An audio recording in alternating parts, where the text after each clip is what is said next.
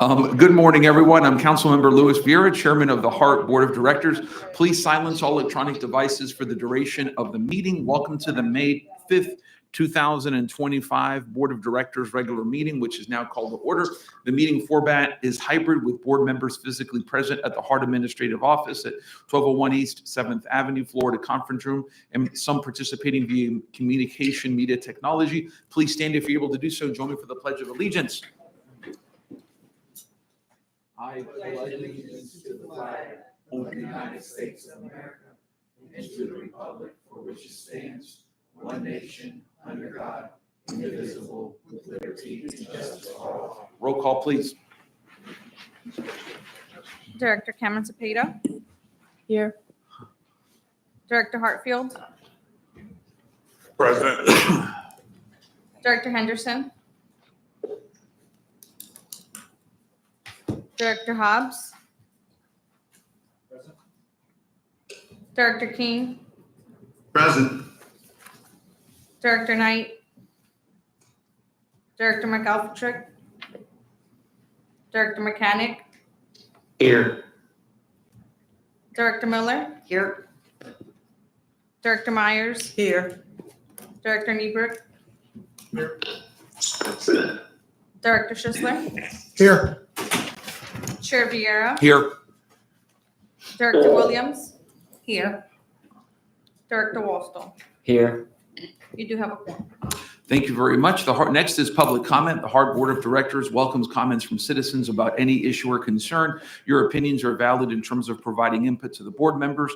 When addressing the board, comments shall not be directed personally against a board member or staff member, but directed at the issues. This provides a mutual respect between board members, staff, and the public. The board has set aside a 30-minute period for public comments, as stated in HART Board Policy 210-4A. Speakers may sign up to speak either in person or virtually at meetings before 5 p.m. the day prior to the meeting. Speakers may also sign up in person the day of the meeting. The chair will call on speakers by name in the order in which their requests to speak have been received. When is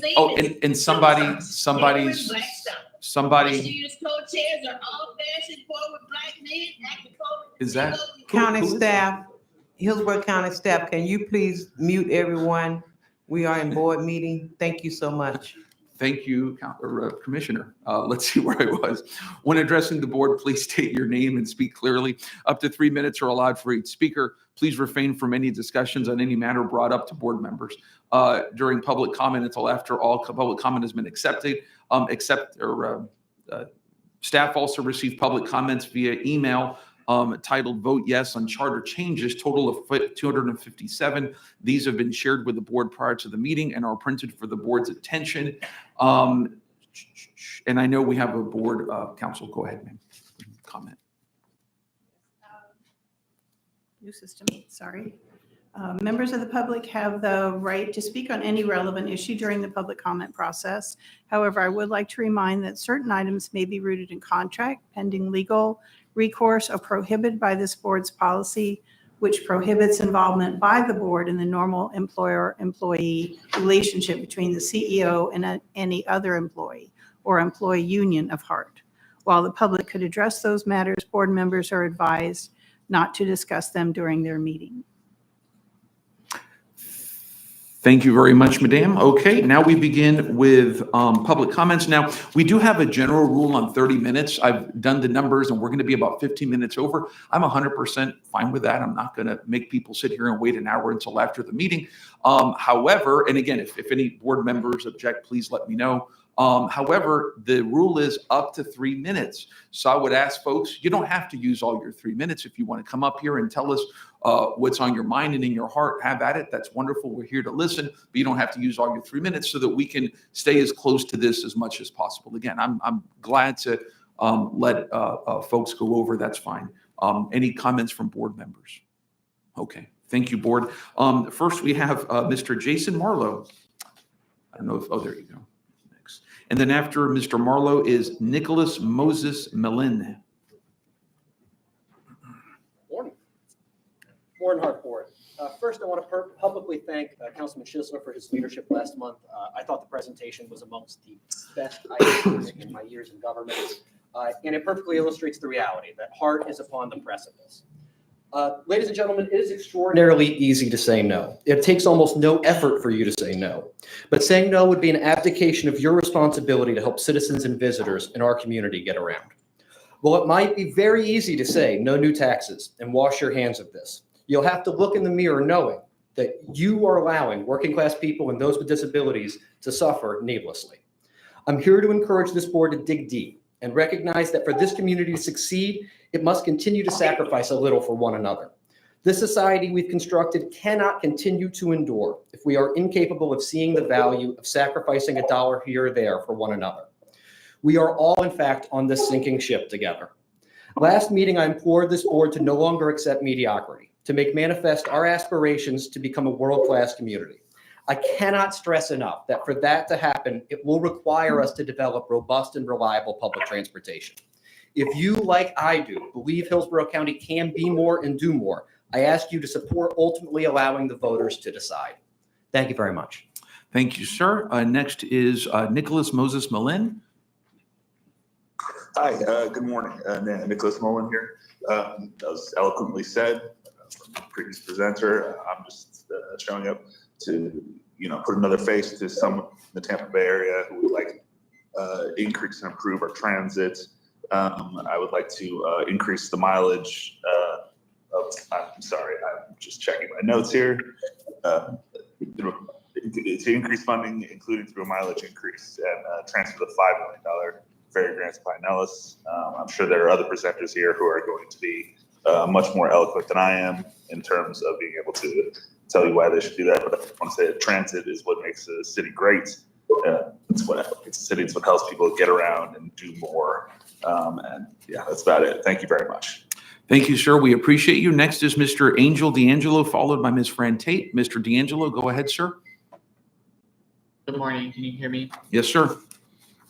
Good morning. My name is Angel D'Angelo. I live here in Ybor City, and I'm commenting today to ask HART to vote yes to amend the charter to just allow for the people to have the millage increase. Transit is the lifeblood of an effective city. It's not only great for the residents, it's great for businesses, and it's great for visitors. It makes Tampa a better place to live, a better place to work, a better place to run a business, and a better place to visit. So I really think we need to take this opportunity now before we close the door yet again. You know the people of Hillsborough County and Tampa are hungry for these changes. We have been fighting for transit improvements for years. So please allow us an opportunity by voting yes on this charter amendment and allowing for millage increases. Thank you. Thank you, sir. We appreciate you. Ms. Tate, followed by Mr. Charles Loeb. Good morning, board members. Good morning, ma'am. I am Fran Tate, president of the Jackson Heights Neighborhood. Oh, Ms. Tate, you are muted somehow. Can we help Ms. Tate out if, Ms. Tate, can you hear us? Ms. Tate? Oh, yeah, I'm going to see if I actually have her phone number. I don't know if I do. I don't. We want to hear Miss Tate, and I see her lovely dog there. Poor thing. So there's no way anybody have her number? Thank you, Commissioner. Feel free to call her. That's fine. Let's go ahead and go forward to Mr. Charles Loeb. Mr. Charles Loeb is here.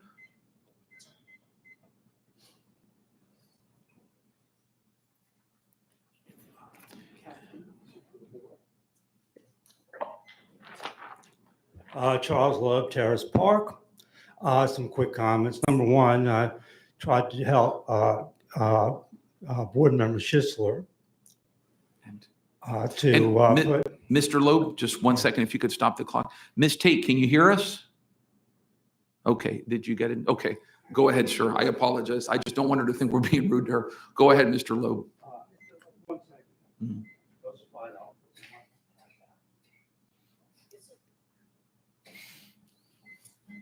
In that envelope is $5 bills. I will explain to you. I want them passed out, 20 of them, and I will explain to you why shortly. First of all, I want to tell you that I went to Councilman Schisler, and I've been trying to help him think of putting HART in terms of a world-class organization which I think you all have the potential to be, as well as very entrepreneurial.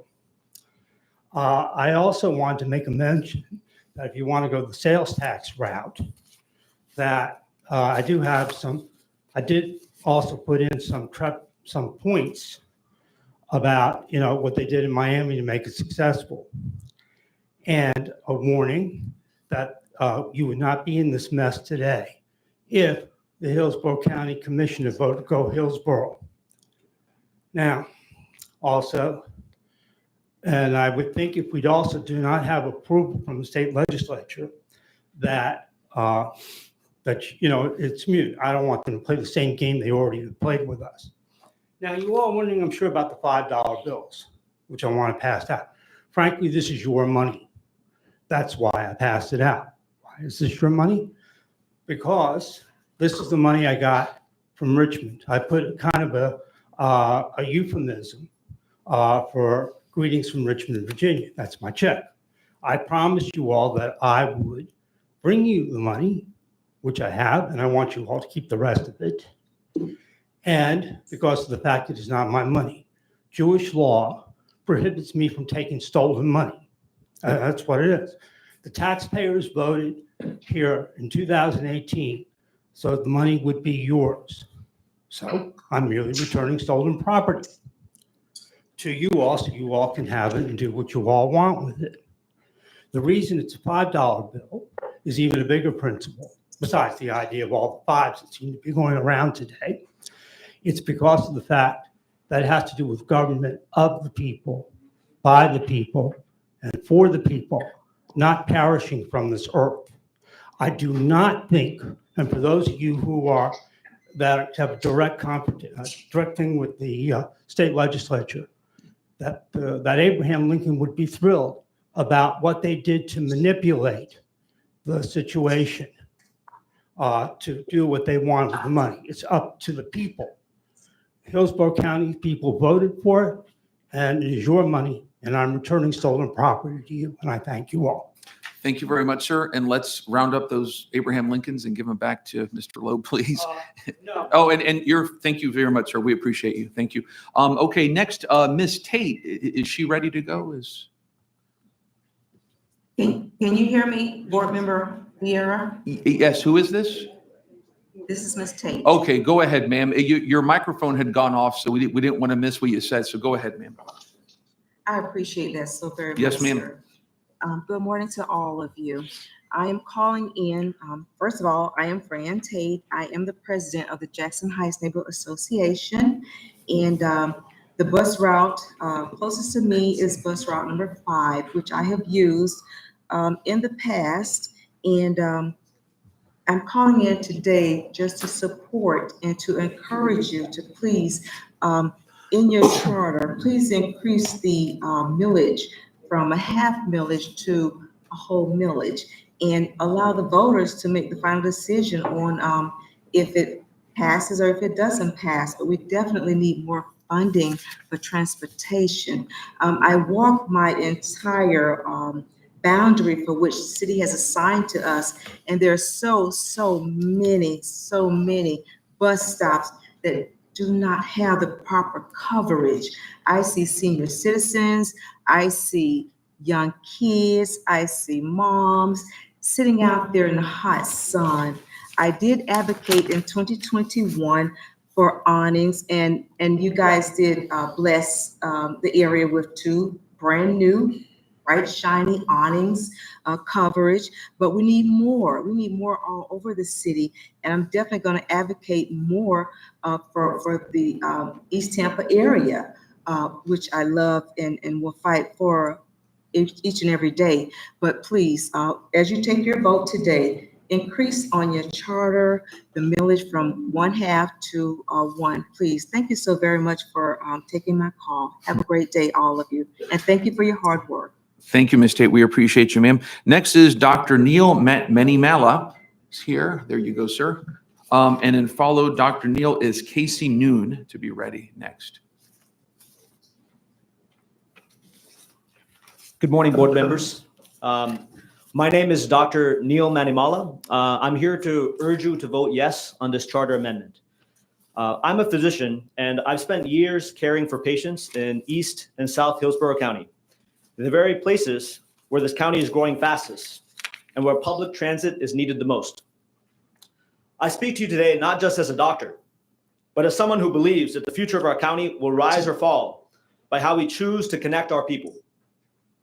And like in medicine, there are moments when keeping things as they are is no longer enough. When it comes to HART's funding crisis, we have the diagnosis. We know the treatment, but we also know that time is not on our side.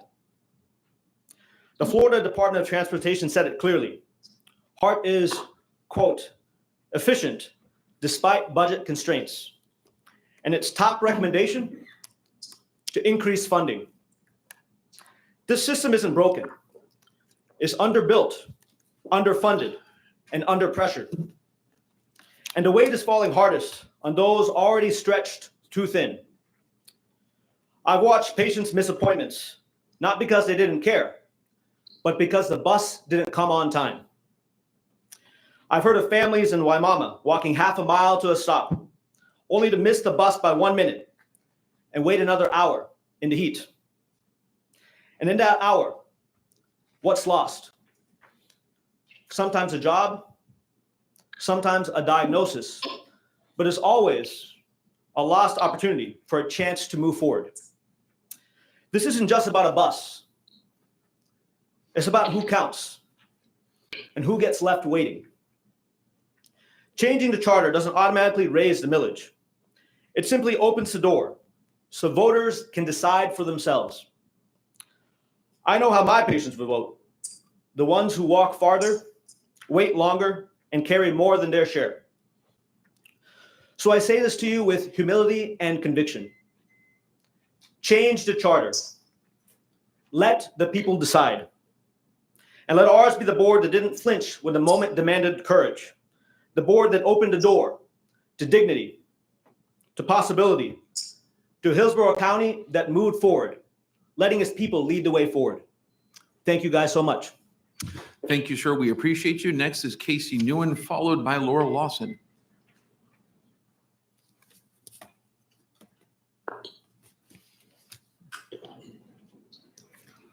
Good morning. I'm Casey Noon, and I don't speak as nicely as everybody else.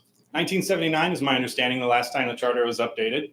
And when you consider the amount of decades that have gone by since then, you got to remember that there's going to be another probable series of decades till the next one. So in order to accommodate all of the growth, because the population has doubled since then, and the national directive from the White House is that we're going to bring all of the industry back to the United States, and we're going to need to have the infrastructure required to do that. And if we're not going to be able to support that, then we're not going to be able to continue our growth as an overall community. What was I saying? We need to allow for the maximum number of opportunities to facilitate public transit.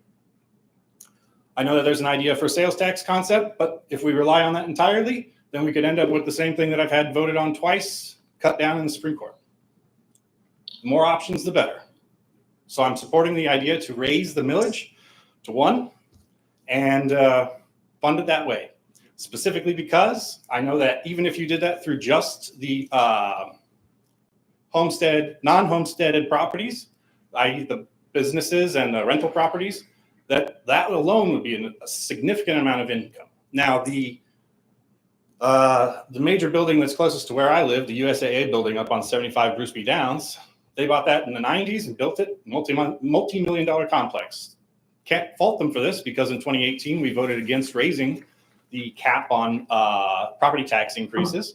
So, but it is worth pointing out that that's saving them something like $40 to $60 million a year in property taxes, that they have not had a directly matched raise in property taxes because of the cap. So if you're going to look to secure resources, I think it's only fair for the major companies in our area to provide resources for their employees to make it to work. Thank you.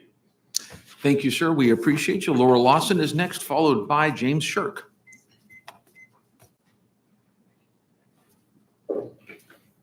Good morning.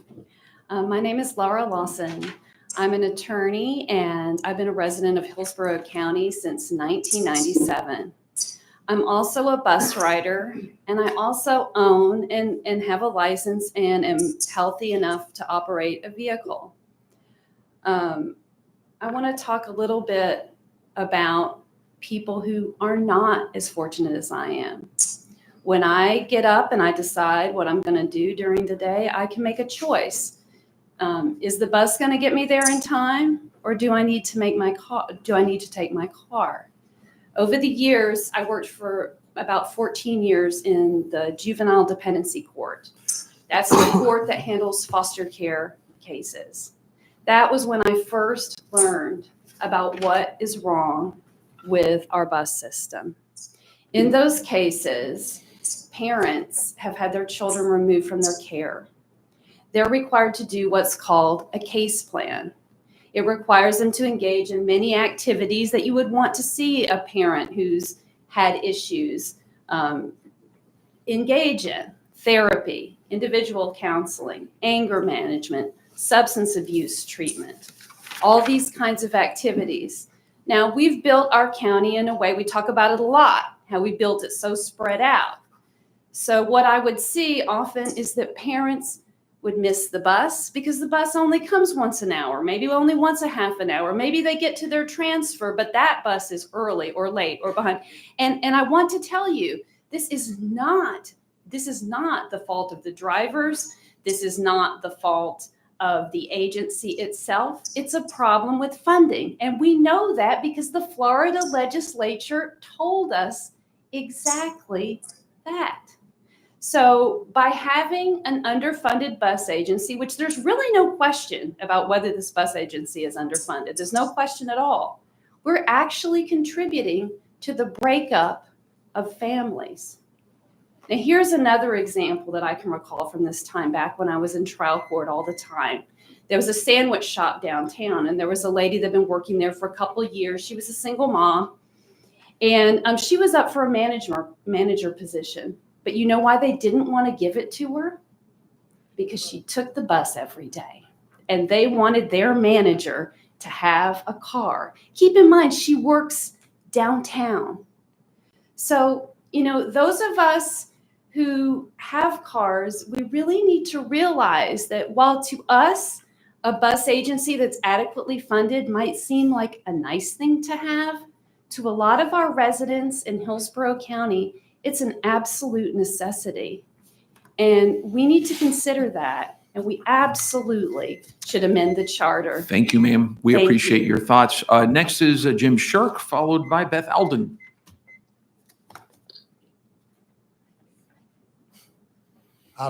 Thank you, Councilman Vieira. I'm going to talk about a different approach here.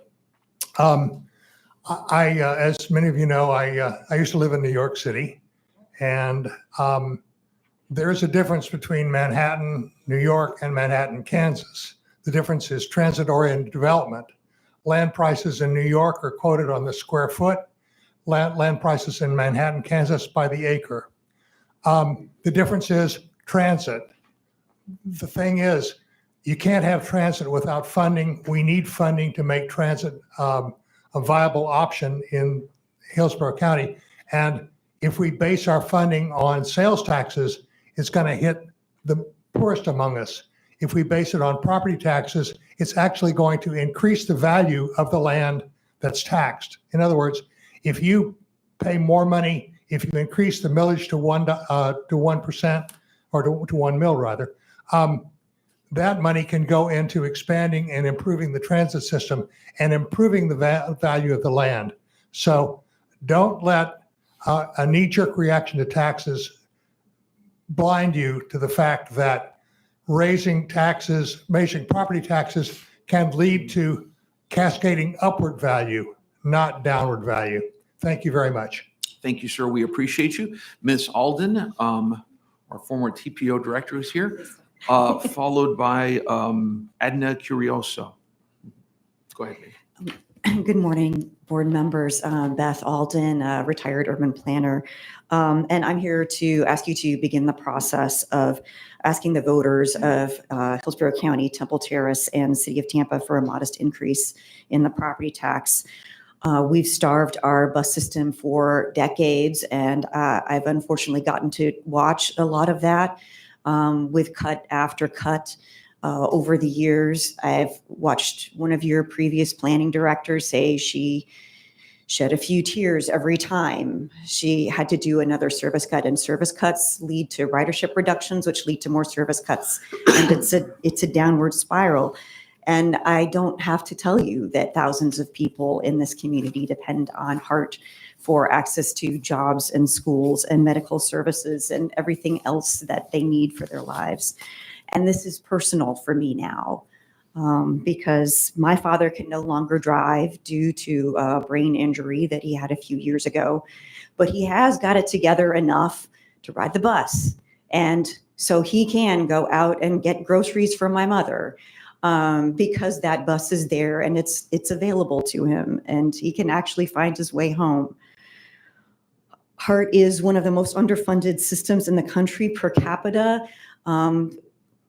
A previous report, and this is even a few years ago, showed we don't provide as much service as Sheboygan, Wisconsin was per capita, or Knoxville, Tennessee, and things have only gotten worse since that report was done.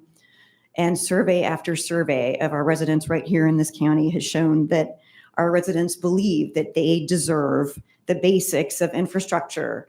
They believe that they deserve their potholes to be filled and their streets to have, safe facilities on them, and that we should have bus service to essential destinations. Whether that particular resident actually rides the bus or not, they believe that we should have that because maybe their neighbor needs it, or maybe their teenager needs it, or maybe their elderly parent needs it.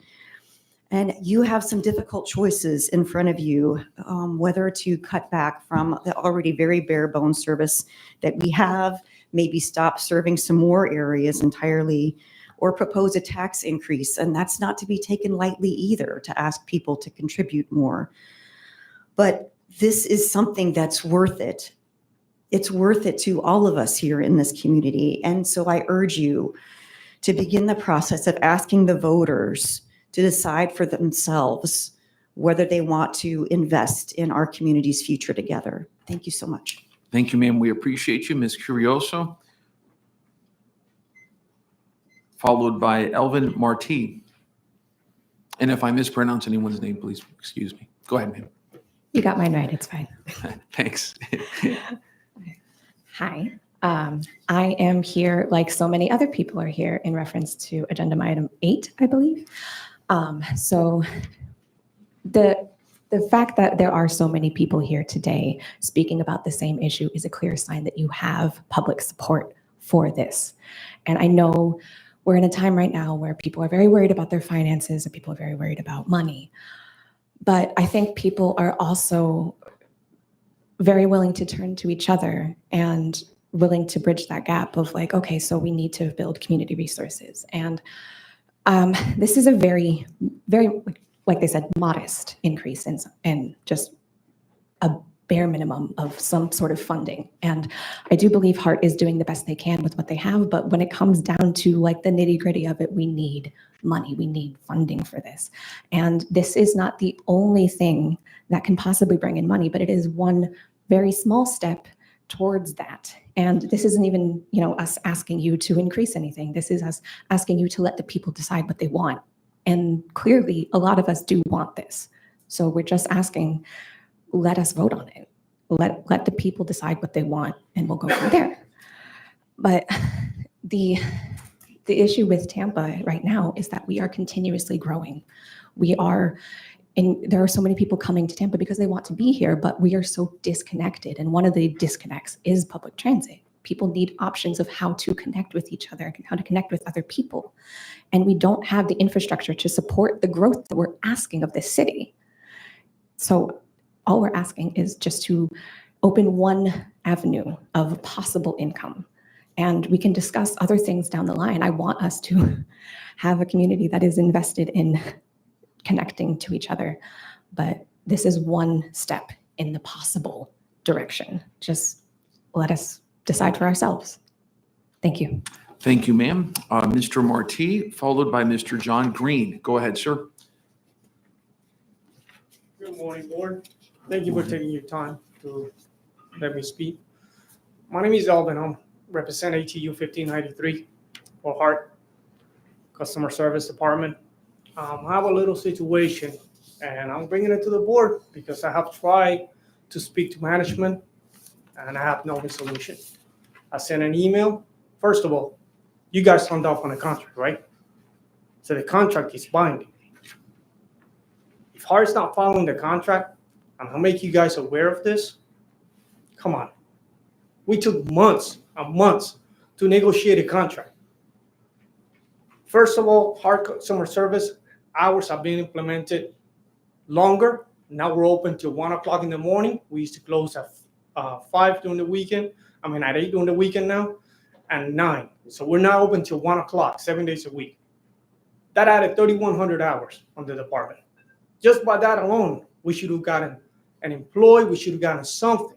You can't just add that kind of hours into a department and not expect to have, another employee or another body to cover those hours. Second, when we last bid, I brought this up to management again. They moved forward with the bid. That's fine. We're working together. We'll try it. But now I got a vacation relief that was not agreed upon. That is not part of the contract. So you add 3,100 hours, and now you tell me that you're going to take one employee and you're going to move them around. You're going to move this employee around. Just tell them, hey, tomorrow you're going to come in at this time. But the day after that, you're going to come in at this time. How is that good working conditions for the employee? Come on, guys. Let's be reasonable. We are here to work for HART. We're here. We put in the time. We take, extra effort to come in and make sure that those shifts are covered, to make sure that we provide good service for the people. But if the employees aren't treated in a manner that they feel that they're being treated like a person, that's bad. So all I'm asking is take a look at this. Because I sent an email a month ago. I'm still waiting for the response. I sent it to upper management. I sent it to the directors. I sent it to my manager. I sent it to the head of human resources. No one has responded to an email that I sent on April 4th. I did a public record request because they said that it was a new policy. I asked for the policy to be given to the employee. I asked for the policy to be given to the union so we could look at it, make sure it didn't violate the contract. That didn't happen. Scott, I'm still waiting. How is that possible? We just negotiated a contract. The contract is not even printed out. The contract hasn't been given to the employees. Thank you, sir. We appreciate your time. Next is Mr. Thank you. Green. Yes, sir. Thank you. Followed by Letitia Jones. Go ahead, sir. Good morning. While historical data is good to strategize for the future, what I realized during the last presentation from the board member is that he said he sat through 6 or 7 CEOs since he's been on this board. It's not a public issue. It's not an employee issue. What's wrong with the previous boards that you had to go through 7 CEOs, right? And then talk about you need money, right? Is that an oversight on the previous board members, right? Because that was his statement during his presentation. For example, paratransit, $1 million to $4 million going to yellow cab, but you cutting back on the employees. You taking money out of their mouths. If you good management, if you managing your money well, you'll maximize your employees. Didn't you train the bus operators to assist the paratransit, right? You did that. It was mandatory meetings for the bus drivers. And you raised the paratransit pay equal to the bus operators. There's no classification now, but it's written in the CBA. So good management CEOs, historical data is not about the taxes. It's about money management. And I'm just going to leave it right there so that you can think about it as a board, right? Maybe you need to do, instead of hiring accountants to look over your book, hire a fraud auditor, right? I know one personally, right? So that you could really understand what's going on with the management of these funds, right? You don't have enough buses. That just didn't happen. It takes years for that to happen. You don't have enough paratransit vehicles, but you're talking about getting 31 vans, right? I think we're too late to try to show up. Let's try to manage the money correctly and fix the paratransit. Give the workers the money first before you start subcontracting. Thank you, sir. We appreciate you. Letitia Jones, followed by Karen Peebles.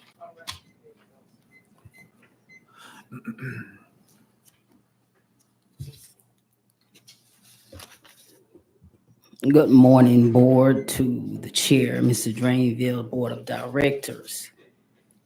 I'm gonna speak quickly because I have two foes.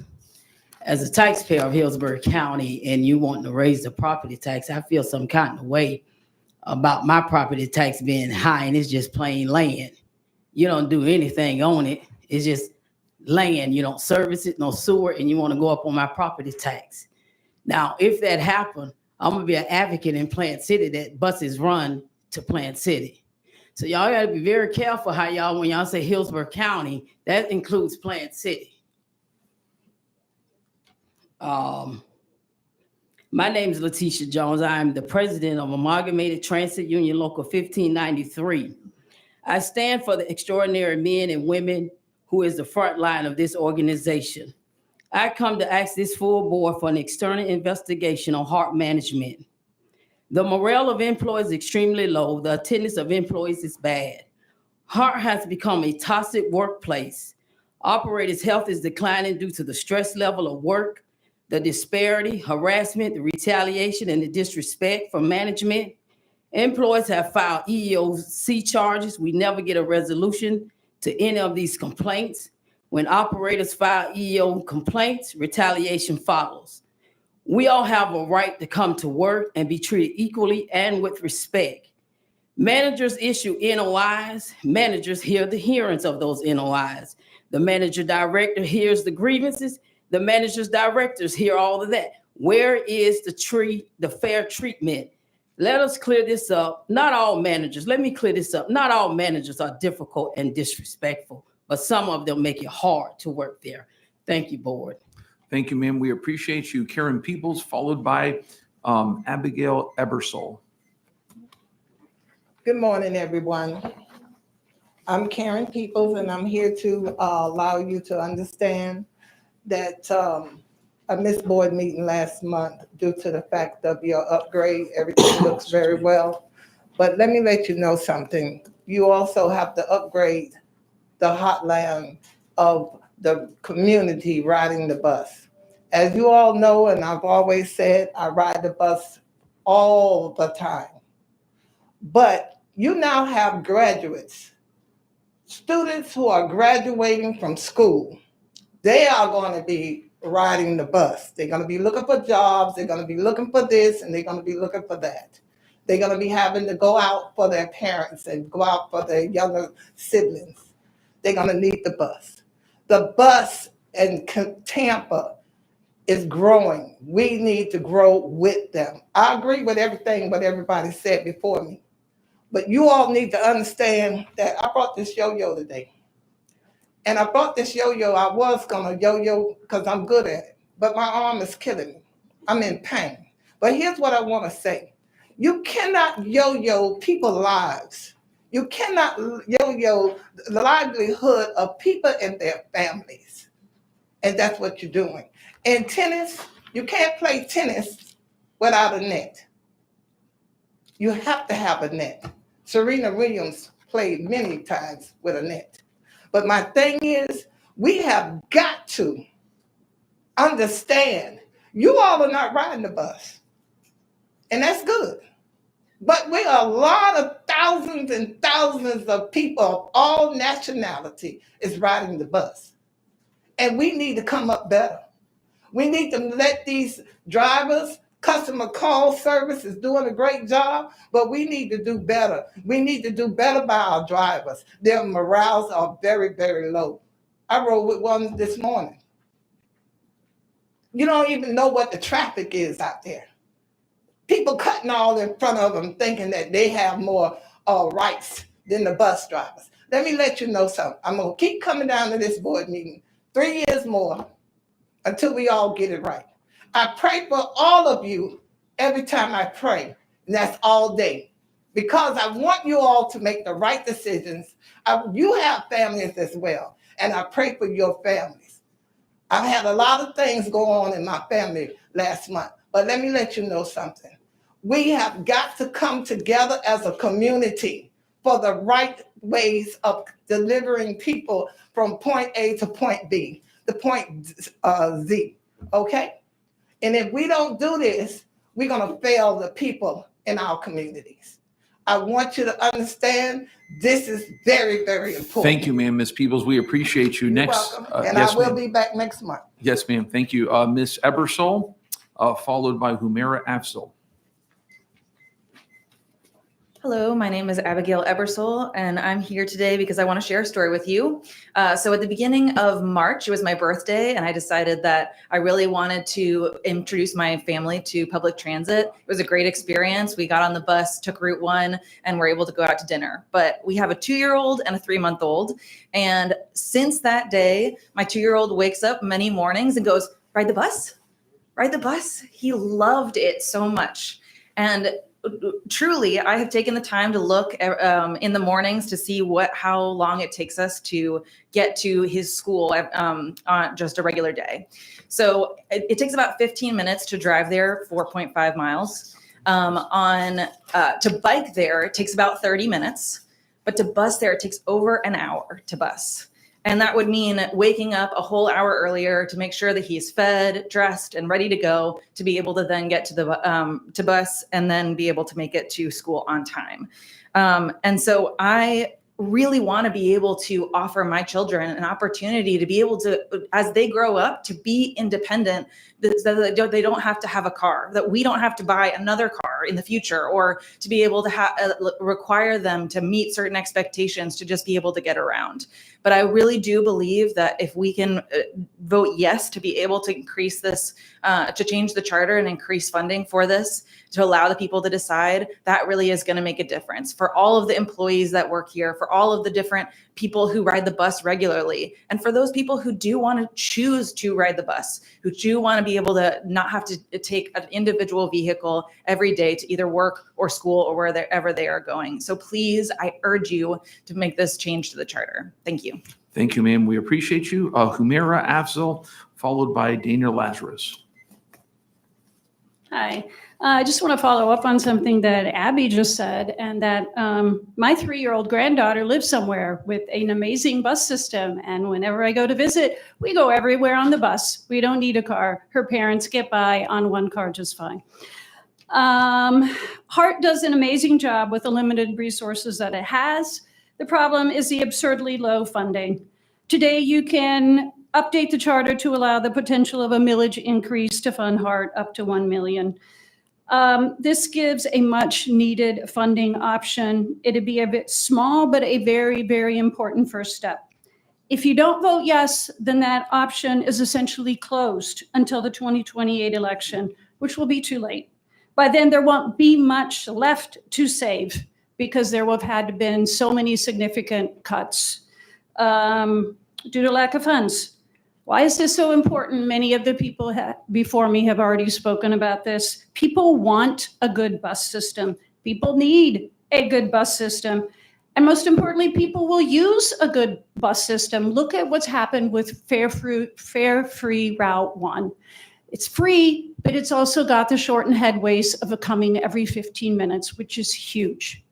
Ridership has gone up in a tremendous, tremendous amount. This weekend, I actually spent a lot of my time talking with people about buses. I was all around at different events this weekend, showing them this QR code, talking to them about buses. A lot of the people who sent those 259 emails, I actually talked to a lot of those people. Not a single person said, I do not support that. The vast majority of them said, thank you so much. It's so good to see that people are working to improve our bus system. I would also like to emphasize that those people came from all over this county. They came from Temple Terrace, they came from West Tampa, they came from South Tampa, they came from Sulphur Springs, from Brandon, from Ruskin, from Wamama, from all over the county. They were old, they were young, they were somewhere in between, they were Black, brown, white. Your constituents want and need better public transit. Your constituents deserve better public transit. Please update the charter to allow a 1 millage funding so that we have more options. And for those of you who are primarily concerned about traffic, please remember the only way to reduce traffic congestion is to get cars off of the road. Buses are one of the most cost-efficient, effective ways to do that. Thank you. Thank you, ma'am. Final four speakers, Dana Lazarus, followed by Jade Scott. And I thank everybody for a lot of folks going just under that time limit. So we're shaving that off. Thank you.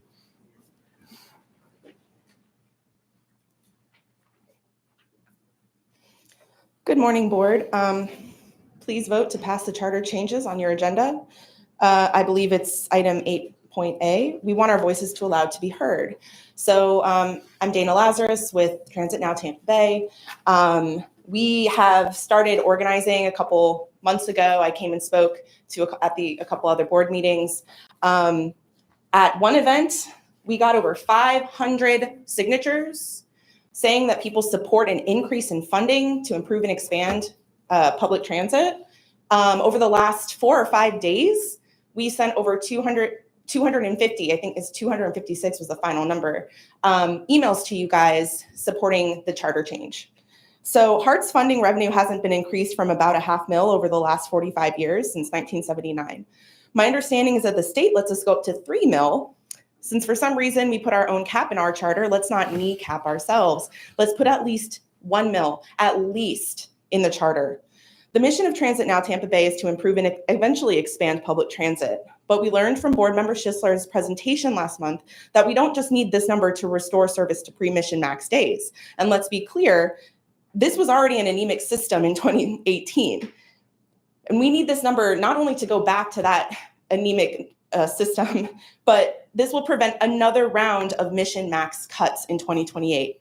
We may not have another chance to make these changes to the charter until after 2026. And by then, we wouldn't be able to put a millage increase measure on the ballot until 2028. That's too late to save HART. If we don't secure a dedicated funding source for HART, we will see another round of drastic cuts in 2028, meaning layoffs, wage cuts, route cuts, and more. Data in the state of Florida support this charter update. Allowing for the possibility of a millage increase is supported and recommended by the state. FDOT's HART Governance and Operation Management Analysis, published in 2023, stated that HART is a highly efficient system that simply needs more funding to provide the service our area requires. This is a low-stakes vote for you guys. The vote will simply allow for the possibility of an increase to $1 million for HART's funding, but does not actually implement that increase. In order to implement the increase, we will have to go to all the jurisdictions to get them to pass it. And we have to then get the Board of County Commission to vote on it, to put it on the ballot, and then it actually has to pass the general vote. So it is the HART Board's duty to provide public transportation for the citizens of Hillsborough County. This is not a left or right issue. It's a nonpartisan infrastructure issue. It's as much a necessity for the most vulnerable people in our county as it is a tool for economic development. You can be the infrastructure champions that we need. HART's Charter Review Ad Hoc Committee painstakingly reviewed the charter and considered expert recommendations for how to improve HART in order to put together its recommendations over the last few years. These are solid recommendations. Today, please vote yes on updating the HART charter. Thank you very much, ma'am. Next is Jade Scott, followed by Alan Henderson, and then Julio Lopez was the last speaker. Go ahead. Cool. Hello, board. Good morning. I did not plan to speak today, so please be patient with me. This is going to be a little extempore. So I am Jade Scott, and I am a frequent bus rider. That's how I got here. In fact, I saw you, Councilman, my way on the fun trolley with the open doors. There are a lot of reasons I love the bus. I'm going to narrow it down to 3 for the sake of time. So the first reason is the independence it provides. I see so many people who are elderly, people who are children, people who are disabled, who are able to ride the bus and get around. Again, as somebody who does not own a car, it is a great thing for me to be able to get around into different parts of Tampa, be able to engage in that way. As several other people have said, it has really improved the lives of them and their families to have their children, their elderly parents be able to do such a thing. It's a real benefit.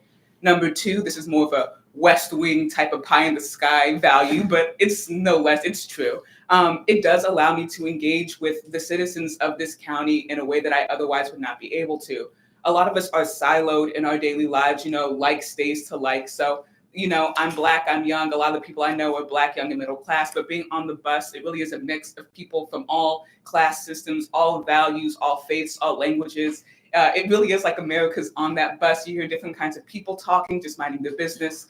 And in a time where so many of us can be divided and feel so attacked just being out, not necessarily knowing who's who or what's what or what's going on, being on a place where we all are different, but we're all trying to literally get to the same place can be really affirming into that American dream that we all presumably buy into. But I am going to get less Aaron Sorkin on you. I'm going to go to something more practical. I also love the bus because I hate traffic. There are so many people moving to Tampa and traffic is so genuinely awful. So being able to have people on the bus so that there are less cars on the road is particularly lovely to me. And I think it's particularly lovely to everyone who's also not on the bus. Traffic is bad. That's got nothing to do with you. It's just a real benefit. It also saves a lot of money. I work in food service as well as doing other things. The money is tight when the tips aren't good, but being able to pay $4 a day max and being able to get to where I need to go is a fantastic way to save that. Plus, you don't pay for parking. I just want to end with saying this. If citizens are the lifeblood of this great county that we live in, then buses are the veins. So just, vote to amend the charter and help keep that hope alive. Thank you very much. Thank you, Jade. We appreciate you. Next is Alan Henderson. And by the way, Jade, nothing wrong with a West Wing idealistic person. And Senator Jefferson Smith, going back 80 years. Go ahead, sir. Okay, here we go. Well, good morning, everybody. Good morning, Mr. Chair and distinguished board members. And good morning, beautiful city as well. As a lifelong resident of Hillsborough County and an entrepreneur who's built businesses in our vibrant community, I stand before you today with profound respect for HART and the essential role you all play in shaping our city's future. My roots run deep, as do my commitments to seeing our community thrive, and the decisions before us today, the proposed millage increase and the transfer of the $5 million ferry grant to PSTA, represents core values that have guided my life's work and goals: strategic foresight, regional collaboration, fiscal responsibility, and ensuring equitable opportunity for all citizens, regardless of zip code or circumstance. History has consistently shown that the most prosperous cities are those that invested courageously in transportation networks during pivotal moments of growth. Tampa Bay stands at exactly such a juncture. Our region is positioned for unprecedented development, while economic realities make robust public transit increasingly essential for our workforce, our seniors, our students, and the businesses that drive our economy. The proposed millage increase represents not just a modest financial adjustment, but a profound statement about our priorities as a community. The increase would cost the average homeowner in Tampa less than $6 annually, while generating critical revenue to maintain services for the 3,000 plus residents a day who depend on HART. For over a decade, we've asked HART to do more with proportionally less, despite serving a rapidly growing population. This thoughtful adjustment represents community taking responsibility for our own mobility rather than accepting the blatant service reductions or waiting for federal intervention. As regards to the ferry grant, I approached the matter with sincere respect for all perspectives while drawing on my own experience building partnerships across traditional boundaries. I believe that transferring the $4.8 million federal grant to PSTA isn't serving an asset, but it's strategically investing in regional connectivity and the pursuit of concrete returns for Hillsborough County residents. PSTA and Pinellas County residents at that. PSTA is considering using these funds to purchase a ferry and enhancing the service between Tampa and St. Pete, creating transportation options that benefit citizens on both sides of the bay. These connections represent pathways to jobs, education, healthcare, and opportunities for Bay residents. I've consistently found that a principle my mom taught me growing up it still holds true. And she used to say, don't block someone else's blessing. True leadership, like the ones you guys demonstrate in this room, means recognizing that lifting others up simultaneously elevates our own community. And I know that Tampa's prosperity is fundamentally interconnected with the regions around us. I stand alongside the coalition of Thank respected. you, sir. Sorry, your time is up. Thank you, sir. Thank you very much. Yes, sir. We appreciate your thoughts. Julio Lopez, our last speaker.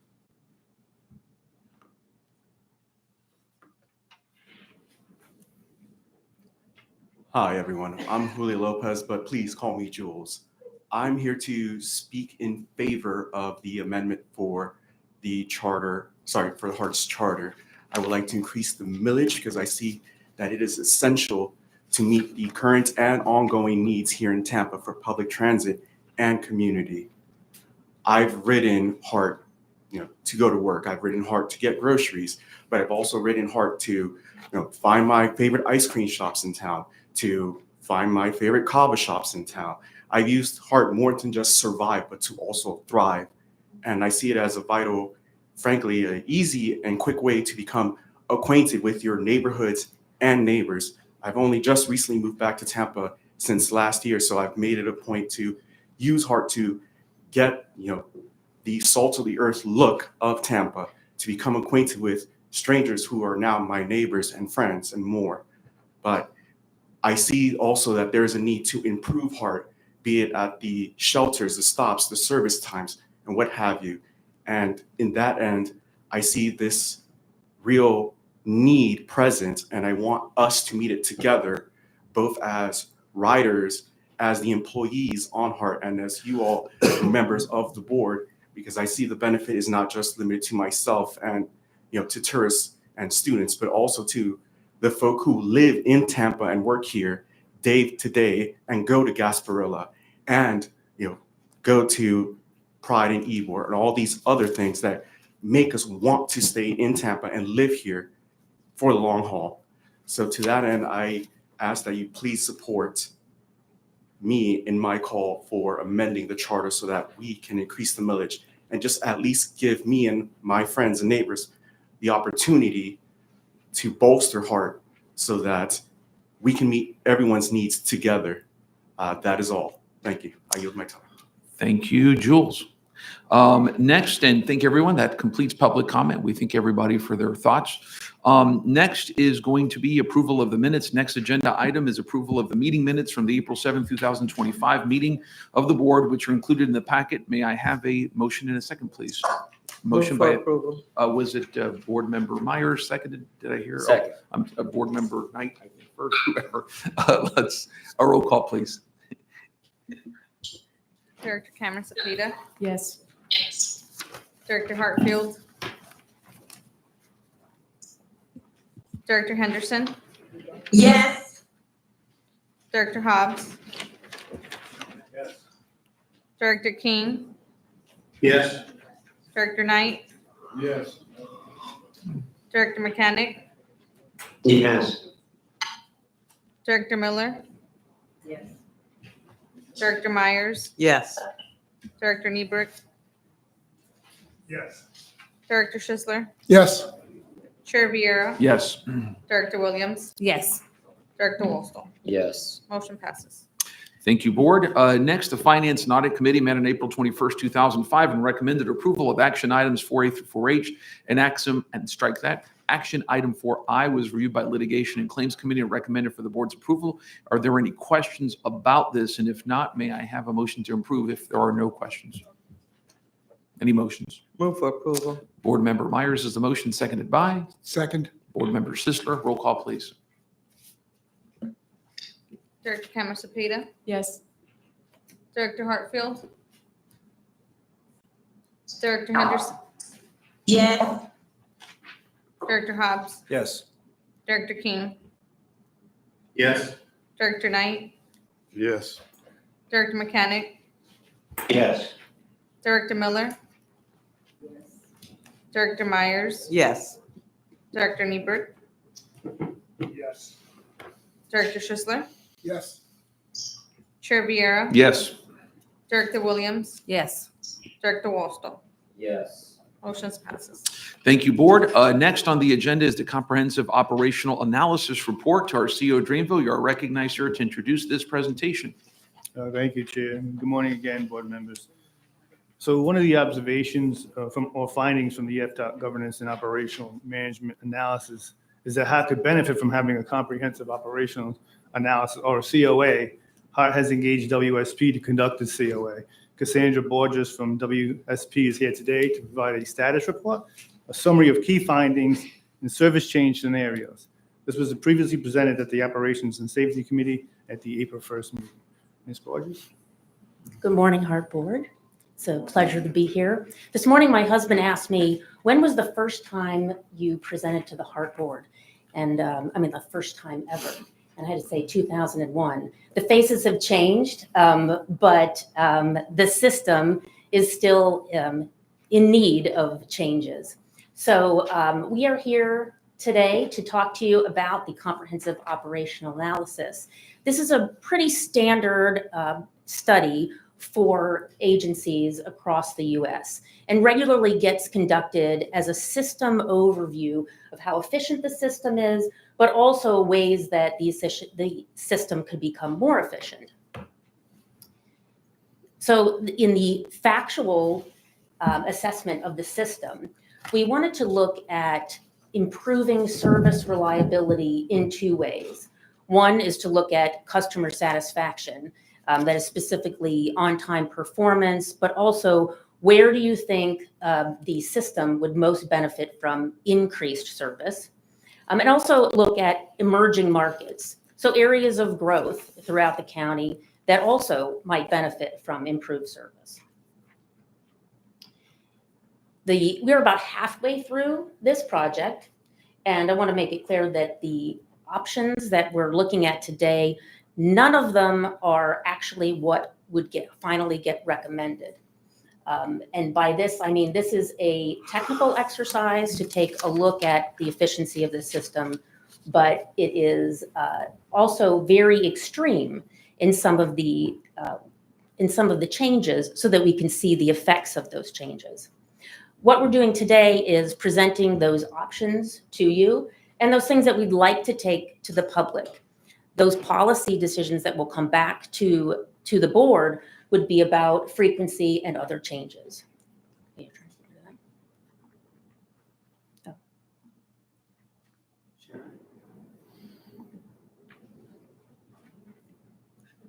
Sorry, the online's not seeing it.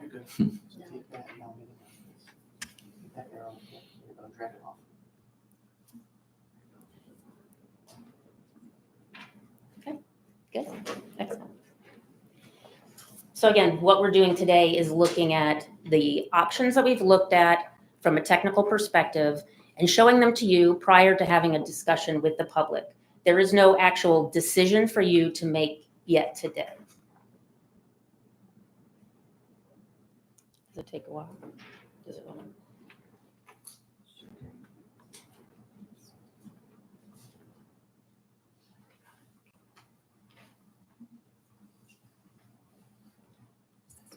Got it. Yep. Okay.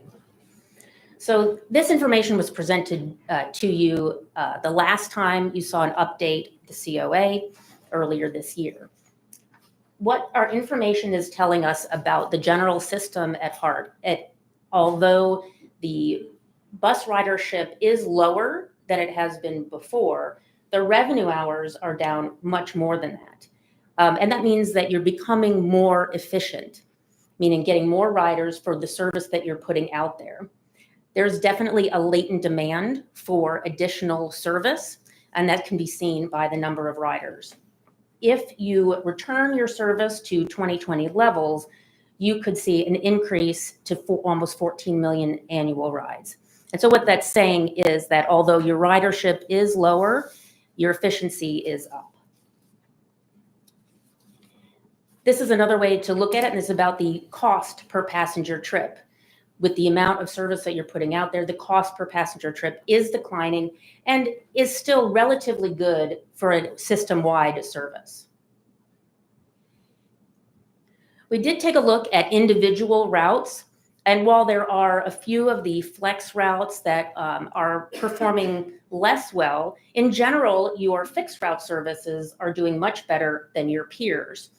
Generally, when we look nationwide for a service that is underperforming, we're looking at ridership per hour at 3 or 4. Your lowest productivity route, the Route 31 in South County, is just over 8 riders per hour. And so while it is the least productive in your system, it is not unproductive. And so I want to take that into consideration as we talk about what changes might be made in the system. This is another look at your system in terms of what is performing locally for your local service. You see in the red the routes that are performing less well, and those in the green that are performing better. And again, I say less well because they are not unproductive, they're just less productive than the rest of the system. One of the biggest issues we found in the system was the number of routes that are at 60-minute level of service or less. And we've heard this before, when people have to wait for a bus in 60 minutes. If they've missed the bus, it is a very long time to wait.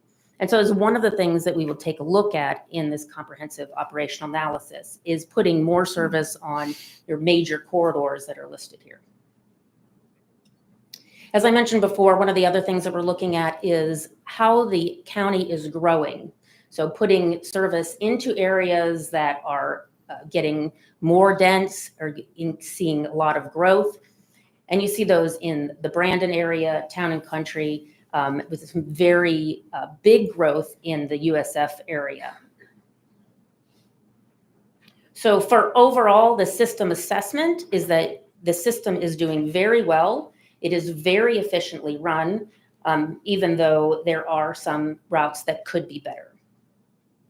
So the next part of the study is to start to make changes and see how those changes affect the ridership and the costs. So again, we took a look at this in 2 different ways, looking at customer satisfaction, focusing on on-time performance, and an investment in the core areas of the system. The other option is to look at future growth areas. So look at areas that are growing, and we just saw those in the last slide, and see how you could make those constituencies grow in service as the density increases. We did take the service changes and the service options to the operators. We think this is very important because they are your front line. They are the eyes and ears on the road. They really understand what's happening in the system and where the areas that can be improved and what areas are really have the potential to be unnecessary. And so we are taking a look at some of those comments from the operators in terms of some of the routes that are limited express services that maybe could be consolidated. So in this service change, we looked at a number of routes that I would call less productive, again, not unproductive, but less productive, and looked at if we eliminated or cut back on those routes and reallocated that service to other parts in the system, what kind of effect that would have. Again, this is a revenue neutral exercise, so there is no option for additional funds with these 2 scenarios.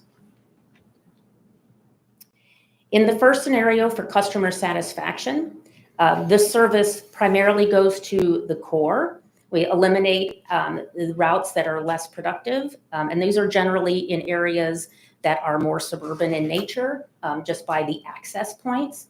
And then the service is put into higher frequency routes that are getting good ridership, and then also into the next level of ridership level services. In the second option, number 2, looking at future growth areas, We tried to even out a lot of the system outside of the core so that you're getting a minimum of 30-minute service for the majority of the system. In the first scenario, where we take services from different parts of the less productive system and put it into the core, you could see a ridership increase of about 10%. So this is not without effect on your current riders. So in those areas that you are removing service, you would lose that ridership, but you would gain it back, and then a little bit more if you put those resources into the center part of the system. One of the things that we found was we could not reallocate all of the hours back into the system because we didn't have enough vehicles. So with the limitations of the vehicles that you currently have in your peak fleet, you did not have enough for us. So we needed about 9 more vehicles to fully allocate the hours that we had taken away from those eliminated routes. In the second scenario,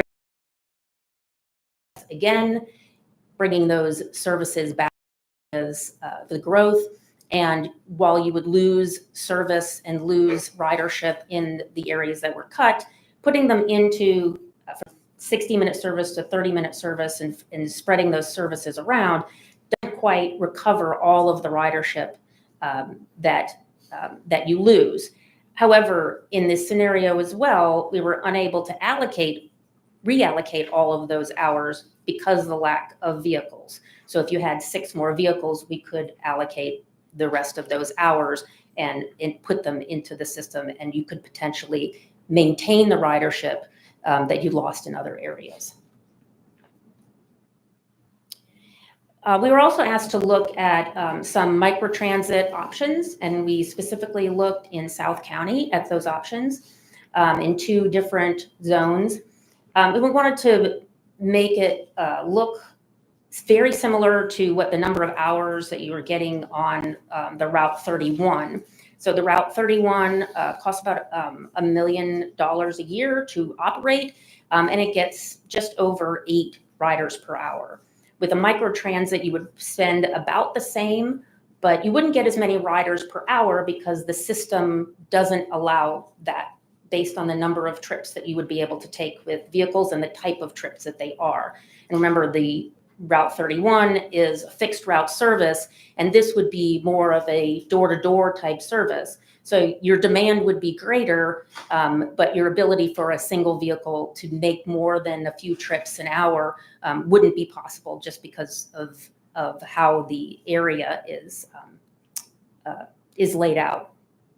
So while you would probably have a better service, it wouldn't cost you any less, but you would get less riders.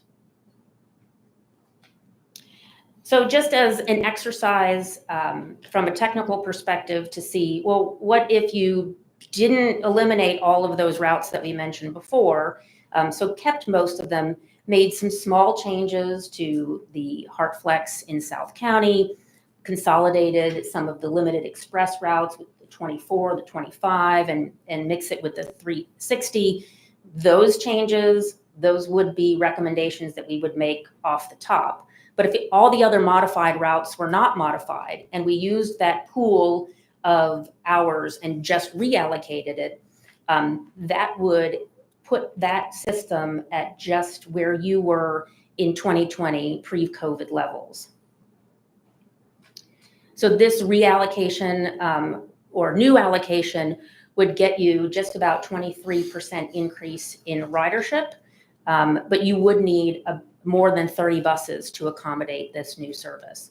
So again, this is not what we're talking about with the public, but just for your information about looking at if you had additional funding and you put it in the right areas, you could have a potential significant increase in ridership. So again, this is for information only and for your questions, but this is next steps is to go to the public and talk to them about what we're really seeing is core versus coverage, meaning if you put more service in the core, but you lose service in the outer areas. Is that something that is palatable for people, or does that impact them too much? So those are the kinds of questions that we'll be talking about with the public. Ultimately, we'll take the information that we get from you as the board, the general public, as well as the HART employees, including the operators, to develop a hybrid scenario for a full recommendation to the board. We can continue to look at opportunities to enhance microtransit, maybe pilot projects in the area, and see where they might perform best. So at that point, any hot takes, quick questions? Any questions or hot yeah. takes? Any questions? Yes, sir. Vice Chair Wilson. I would just want to say thank you. I mean, at this point, this kind of substantiates many of the arguments almost to the T that I've been making for 2 years since I pulled the HART's ridership list by route. I mean, it didn't really take me much more than basic math to analyze that a lot of these routes are significantly underperforming, largely because of the fact that the city of Tampa simply lacks a lot of density that it probably should have to support 15-minute routes at this point. So as we say, hey, we don't like all of the traffic in the city because of all the growth that's here. Well, it needs the growth to support a much more dense ridership level at these 15-minute levels, unless we just start dumping inappropriate amount of money from, as we heard from one of the speakers, Plant City, whom we will likely never be able to serve. So it looks like a lot of these comments came from, you said internal workshops. Is that the employees on page 14 on your service change scenarios? Who gave you a lot of these internal workshop comments? So these were discussions with operators. Okay. So we took a look at the system. We said, here are the areas that we can either streamline routes. So some of the small changes, not going around the block to serve one thing, but streamlining the routes. We talked to them about that. Also talked to them about changes like to the 24 and the 25. And then what other routes might be a challenge to serve, and what other routes might be ones that needed some additional service. Okay, thank you. And my only other question is on page 19 on these micro transit zones. I just want to understand these metrics that you provided in terms of the estimated annual cost. I just want to make sure that I'm understanding that you're saying that at $2 million a year, both these two zones that you've identified could be fully funded based off of your analysis to support a micro transit system down there. It says 0.82 million for North Zone, 1.4 million. That's both the high end numbers. So I just want to understand those estimated annual costs. That's to provide what? The estimated level of service that you predict is needed down there to support it, or? That is to support 2 to 3 vehicles and 4 to 5 vehicles operating in that area. So those limits are based on what you would likely be able to support down there, but your ridership would be lower than what you're already getting. Okay. You're saying lower just because, I mean, what is it costing us right now for the buses that are going down there, I guess, would be an interesting variable to understand compared to what you're proposing. Right. So the route that goes down there costs you about $1 million a year. The 3 40-foot buses that are going to Brandon Mall? That's the 31, the Route 31 that goes down to this area costs about $1 million a year to operate. Okay. Yes. And you're getting almost 9 riders per hour. What we're saying here is that for the same cost, you would not be able to get 9 riders an hour, even if you are at optimal capacity, right? So if your vehicles down there are running all the time, they always have somebody in them because of where the trips are going to go, and because they're door-to-door trips and not on a fixed route system, the vehicle would not physically be able to carry 9 people per hour or 8 people per hour. This would be the maximum passengers that you'd be able to serve with those vehicles. I understand, but they're getting to their destination significantly faster than the current method, right? Well, they're getting a door-to-door service as opposed to, so I can't say whether they're getting there faster. And I did say it would be a better trip, right? So it would be a more pleasant trip for sure. And then your demand would also go up because of that. Yes. So you probably would look at, in order to get the people who are going right now, you're looking at a $2 to $3 million investment in microtransit for the same number of people that you're currently carrying with the 31. Perfect. Thank you. I look forward to hearing more. Thank you. Thank you. Anyone else? Okay. Thank you, ma'am. Okay. We appreciate your report. Thank you, ma'am. Okay. Next is our Chief Executive Officer's report. CEO Drainville, go ahead, sir. Thank you, Chair. So we'll start off with a legislative update. After the April board meeting, I flew to Washington, D.C., where I had a series of meetings with key federal partners and champions of the public transit to promote HART and the future of mobility in Hillsborough County. I had discussions with Congresswoman Laura Lee, Congresswoman Kathy Casta, the offices of U.S. Senators Rick Scott and Ashley Moody, as well as leaders from the U.S. Department of Transportation, the Office of Intergovernmental Affairs, and the Federal Transit Administration. These officials have consistently demonstrated their strong support for HART and remain vital allies in our mission to expand and strengthen transit operations across the Tampa Bay region. Building and nurturing these relationships is critical to advancing our shared goals and securing the resources necessary to create more connected, accessible, and efficient transit for all. Moving on to financials, as reported in the April board meeting, was awarded the Distinguished Budget Presentation Award. I have a copy passed out to each of the board members at their seats of the actual budget book for FY25. Moving on to the Route 1, HART's Route 1 Fare-Free pilot program continues to attract riders. Ridership has made a growth on month-to-month basis. 4 months into the pilot, the ridership is growing by an incredible 40% when comparing from April 25 to April of 24. Additionally, the OTP has improved by 4% compared to this time last year. April is recognized as the World Autism Acceptance Month, a time dedicated to increasing awareness and fostering understanding for individuals with autism spectrum disorder and the broader special needs community. HART staff, along with the HART board members, participated in many community events, fostering awareness, acceptance, and accessibility for all. On April 8th, staff participated in the Tampa Police Department's SIP, Smile, and Support for Autism event at Coffee Uniting People, a CUP, in recognition with the Autism Acceptance Month. HART Chair Luis Vieira, as well as the ADA committee member Raquel Pancho, were also in attendance and are big supporters of this great cause. Last Wednesday, April 30th at 1:30 at the REACH facility, part of the celebration, HART unveiled our new Autism Awareness Bus. Designed to promote understanding and acceptance, the bus will travel throughout Hillsborough County year-round, serving as a mobile symbol of support for the autism community. The unveiling highlighted the importance of accessibility and partnerships like HART and realizing exceptional achievement at the community hospital REACH that makes a lasting impact in the community. HART launched a monthly new customer newsletter called the Heartbeat. This month roundup will keep you informed and connected with everything happening at HART, from services update and upcoming events to community initiatives and behind the scenes stories. The Heartbeat is your go-to source for the latest news on how we're working to move Hillsborough County forward. At HART, we're committed to transparency, engagement, and delivering an exceptional transit experience. The Heartbeat is one more way we're keeping you in the loop as we continue to evolve and grow. Some major project updates: the safety features added along the streetcar line. The entrances to the right-of-way of Channelside and Waters are receiving red paint to stop vehicles from driving on the tracks. The work is being performed by Kimmons Construction, who is under contract by the city of Tampa. New shelters. It's with my excitement, I share with you today that since the last update, HART has installed 11 new shelters in District 3, making a total of 49 of the 92 new shelters in that district.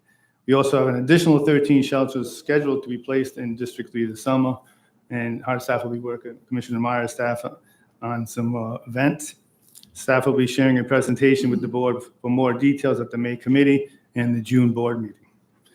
And finally, just a kind of quick update on the Teamsters CBA negotiations. A representative from the negotiations team of Jackson Lewis will attend the May 19th Finance and Audit Committee meeting to brief the members on the next steps in negotiations of the CBA with Teamsters Local 79, and then the HART's board's role in future discussions. And that concludes my report. Thank you, sir. We appreciate you. Any comments or questions? Okay, thank you, sir. We appreciate you.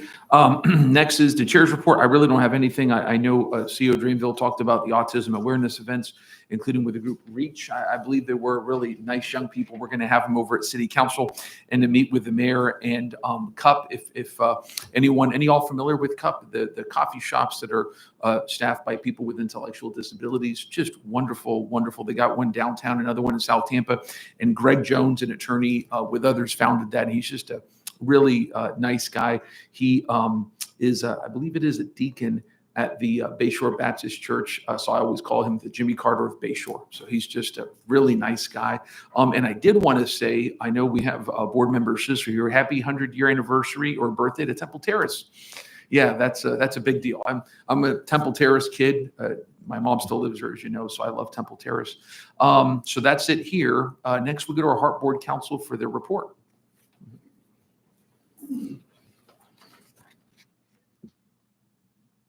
Thank you, Chair. Jan McLean, Gray Robinson Board Council. I just wanted to say one thing. During our public comment, we had a speaker who used as an example some currency that he passed out to the board, which was then recollected and given back to him in case anybody had any kind of questions as far as what happened with that. And I wanted to make sure that that was said. Yeah. Okay. That's funny. Okay.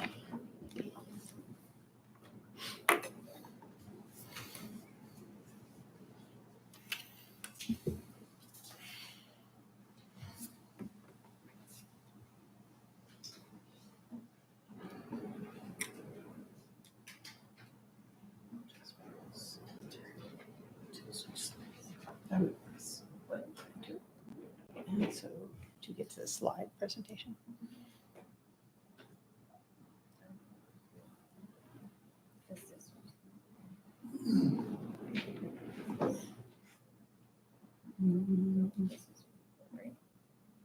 Yeah.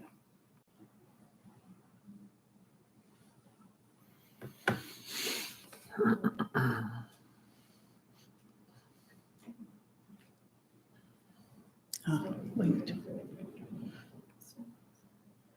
No, thank you.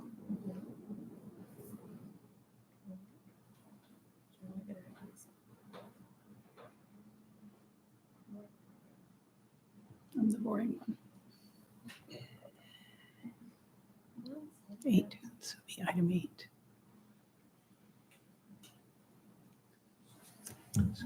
There we go. There we go.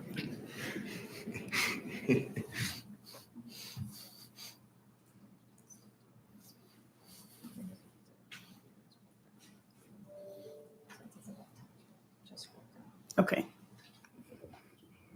Thank you for your patience, directors. You know, when you put a lawyer in charge of presentations, it always seems a little bit more awkward than all of the technical folks. Jan McLean, Gray Robinson, again, your board counsel. I'm here today as a follow-up to the presentation discussion that we had at our last meeting in April.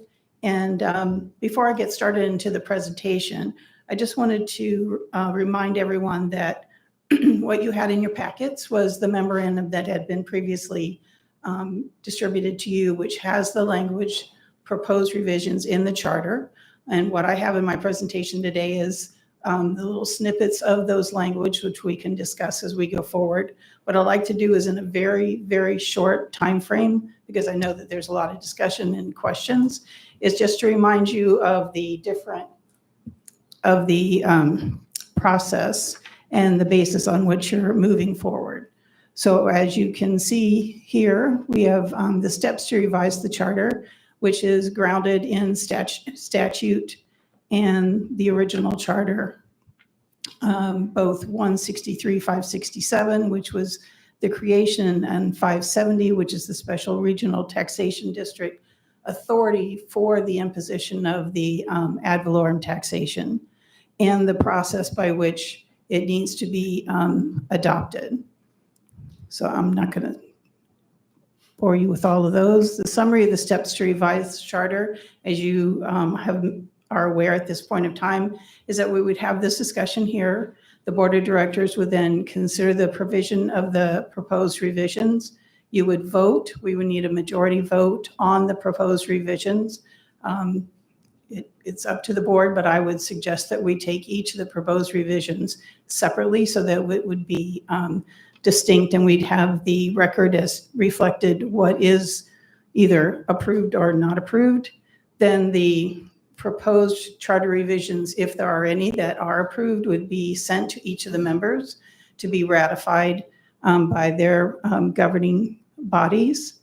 And with regard to the ad valorem taxation portion of it, that it would be the section that the county would have to approve. If the county approves it, it would then move on to referendum for the general election in November of 26 for the voters to decide by the majority vote.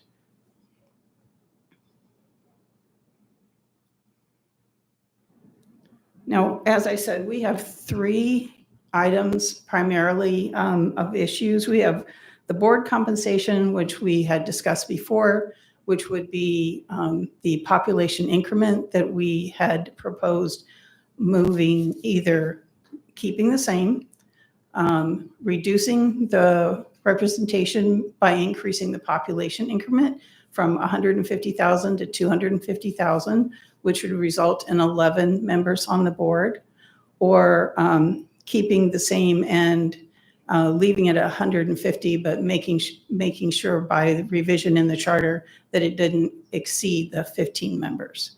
So that's one section of discussion. The other section of discussion, this is organizational, does not require ratification.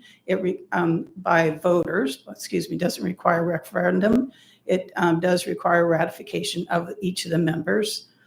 The second body of discussion would be the consideration of the board appointments and committee and participation. Proposed language that we have in there is that each of the directors would serve on a committee and as appointed by the chair. And also in response to observation of the FDOT report is that the appointing member be take into consideration any expertise, any special expertise that appointment to director might bring to the authority. That again is just something that would be considered by the board of directors and does not require it to be going to referendum.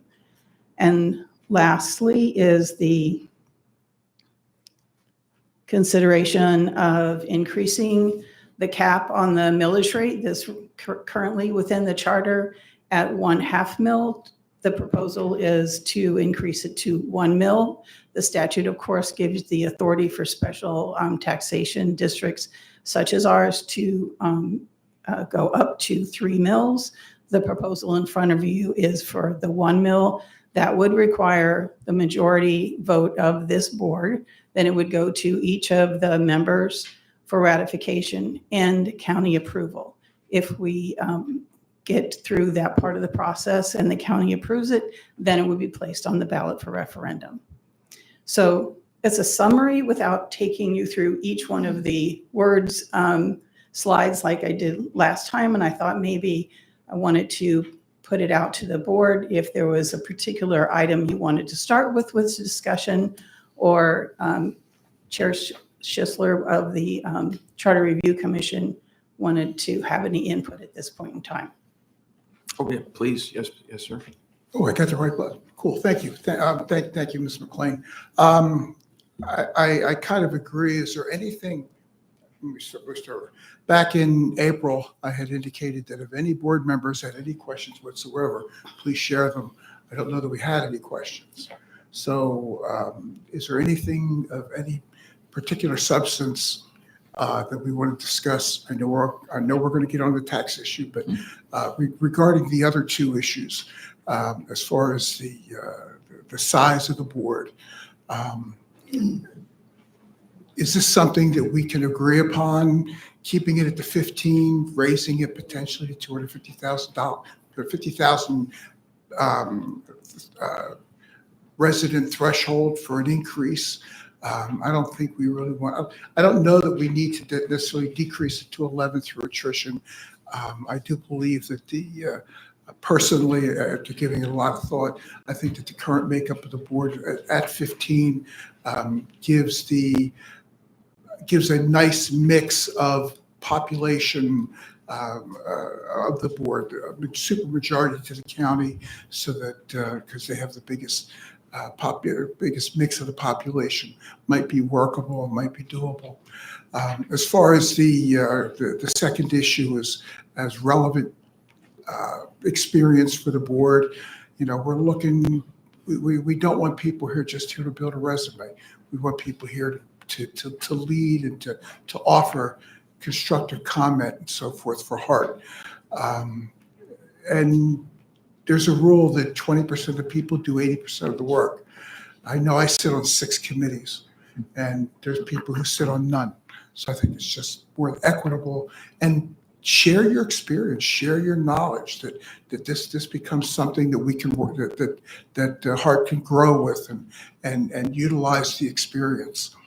And then last but not least is the ever popular tax issue, which I know there's some deep-seated beliefs and theories on. So I personally would like to see if we get through the first 2 with relative ease, so that we could sit and spend the time that we need to spend on the tax issue. I don't know what the proper process for that is, to take a motion for each section, or I don't know. Somebody has to guide me on that. If I may, I don't. Yeah, I would agree with that, board member Sister, which is, how about we just go through each of them? The first 2 we should dispose of relatively quickly, one way or another, and then we go on the big one, so to speak. If that's and I defer to you. Obviously, you've done the work on this, so is that good with you? That sir? works for me. Okay, that great. works for me. Whatever's expedient. If I could then, if we're going to start with the representation on the board, which would be your Article 4 Board of Directors, and what you have in your slide presentation in your packet is options. An option which is the reducing to the 11. So that would be a consideration offhand. It would be the 15 and holding it at the 15, or it could be that you leave it in the composition that it is right now. What you have additionally this month is a page out of the EDR, Office of Economic and Demographic Research, which indicates what the population numbers are on which this would be calculated. This is done on an annual basis. It doesn't, and it also has a column here.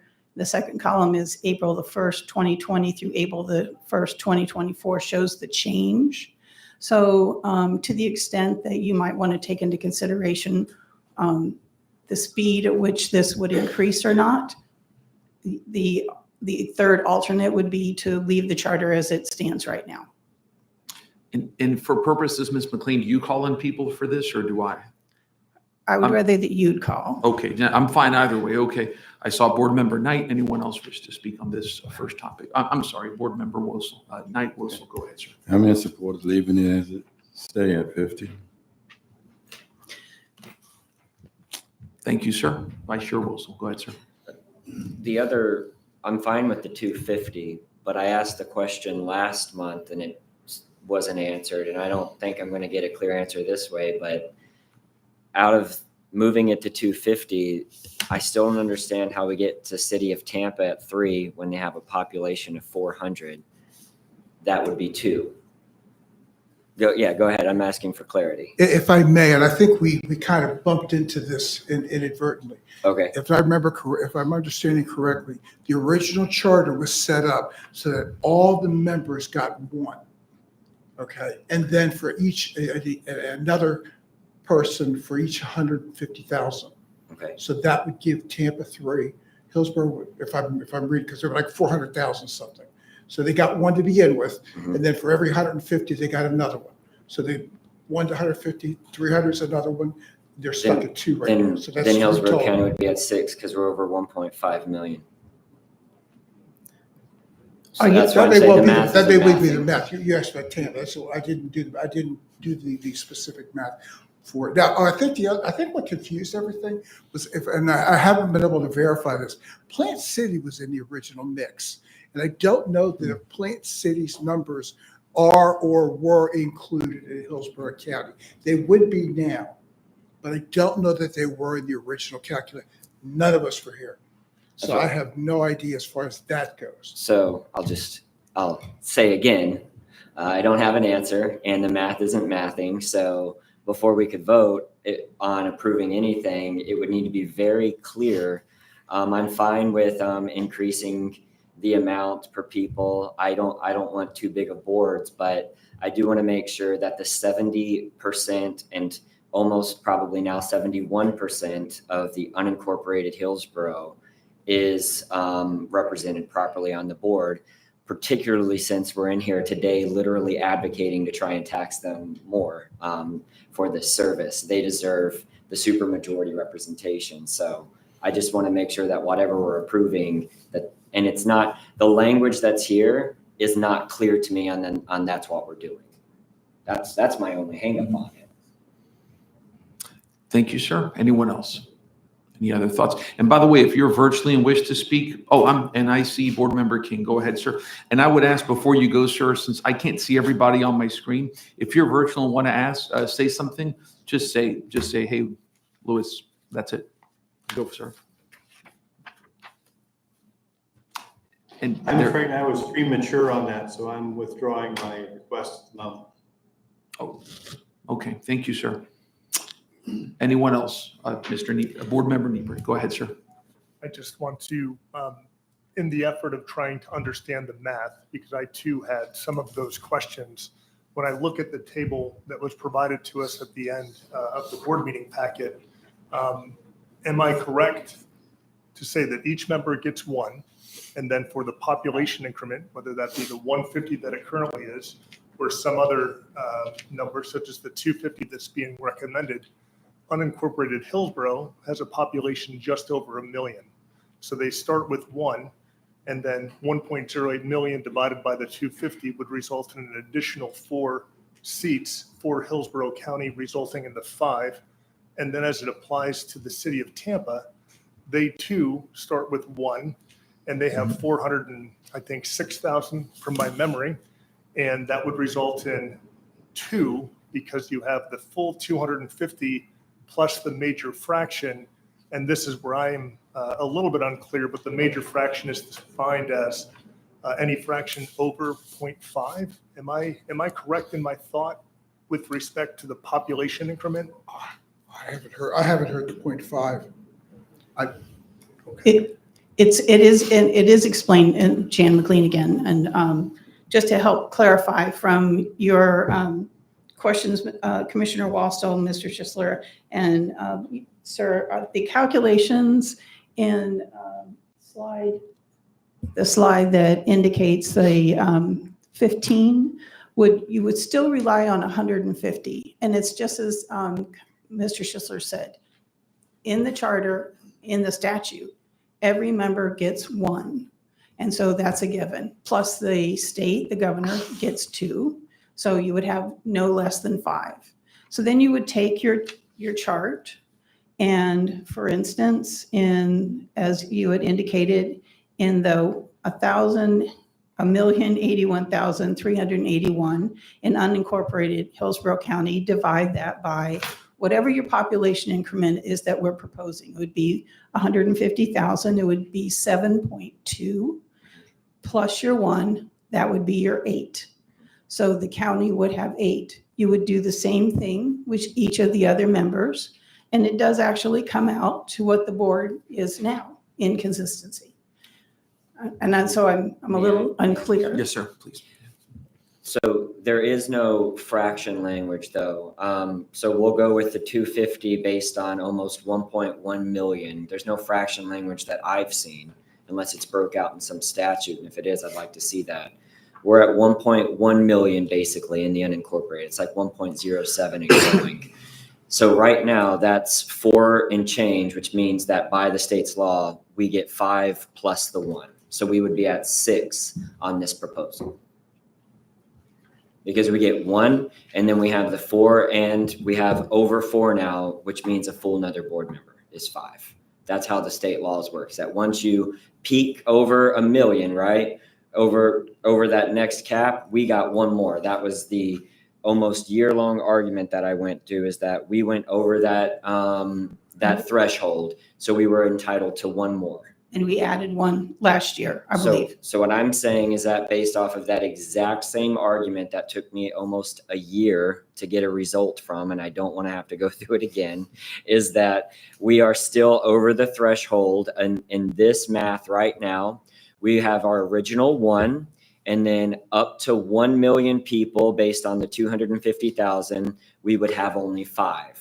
But we are over 1 million already, so we would have 6. That's literally the exact same scenario. And my God, please don't make me go through another year arguing the same point and have to get legal opinions until they come back with the exact same thing that was just debated for a year, of which I was proven right on. And we even had the county attorneys opine on it at that point. Mr. Drainsville, is that not exactly what I just went through to get Hillsborough County's next seat? Well, that was the time frame, yes. Yes, okay. So let's get a very clear answer today, because I don't want to vote and then we send it out through all the members for approval and ratification. Then I'm going to leave here. I'm going to go to the county attorneys and get them involved again. And then they're going to do the basic math with a calculator that we could do right now to substantiate, based off of the state statutes, that on this proposal, which should be very simple, that Hillsborough County would be 6 and not 5.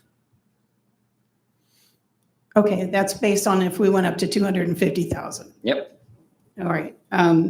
So in your charter, in section 1, in Article 4, section 1, number of directors, in your current charter, it says each member shall appoint 1 director plus an additional director for each 150,000 persons or major fraction thereof. That's where you get your major fraction. And the definition of a major fraction would be over 0.5, which would send you to the next one up. So that's when you do the calculations, and that's what I'm having, So then in this new mathematical equation, then what would we need to be at? 1.125 to reach this major fraction? 1.125. Yes. You would, Yes. Is that? We increased it to 250. I think if I'm understanding your question, if we moved it to 250, Yeah. then unincorporated Hillsborough would trigger an additional member once its population was public math is always a challenge, 1.125, or basically 250 divided by 2 plus 1 person is how I'm hearing. So then in a couple years, are we capping this at 15? Is that what this language is saying right now? that's one of the alternatives. And that's why I wanted to do the introduction, which was the 11, which was to reduce it, cap it at the 15, which would have language in there that said that your population increment would stay at 150,000, but whenever it rose so that it would trigger the additional, we would have the language that we have in there now is the last sentence where the population increment shall increase as the population increases or decreases, which wouldn't happen normally, so that it would be an automatic, almost like a CPI kind of a thing. Actually, the more I thought about this language, and I can see it on your faces, it would be less complicated to have the language remain as it is right now. And you, based on the research that we provided to you, it doesn't appear that the growth would support additional members within a foreseeable time frame. So you'd still be working with the representation that you have on the board now. So the third alternative is to not do either one of the first two alternatives and leave the charter as it is. Or any other alternative. I'm not trying to preclude any discussion. I know you're not. Go ahead. Yeah. Yeah, keep in mind, we're not here to try to change just to change. We were asked to review, and this is one of the issues that was brought up to us. We don't have to do anything with it. We can keep this the way it is, and we've fulfilled our obligations to the FDOT study. This is just we're trying to do something with it, make sure that it's equitable and fair to everybody. So that's that. I'll leave it at that. And Board Member Hobbs, before I saw Board Member Hartfield put up his hand a little bit a while ago virtually. Board Member Hartfield, did you wish to comment, sir? And then Board Member Hobbs. I do. Thank you, Mr. Chair. Yes, sir. So if I'm understanding correctly, Jen, please guide me on this. I think in the charter, there's what sometimes is debated as the letter of the law and the spirit of the law. I think once we get to 5 or 6 members representing an entity, then, supermajorities or whatever that may look like, then politics come into question, probably in a not favorable way.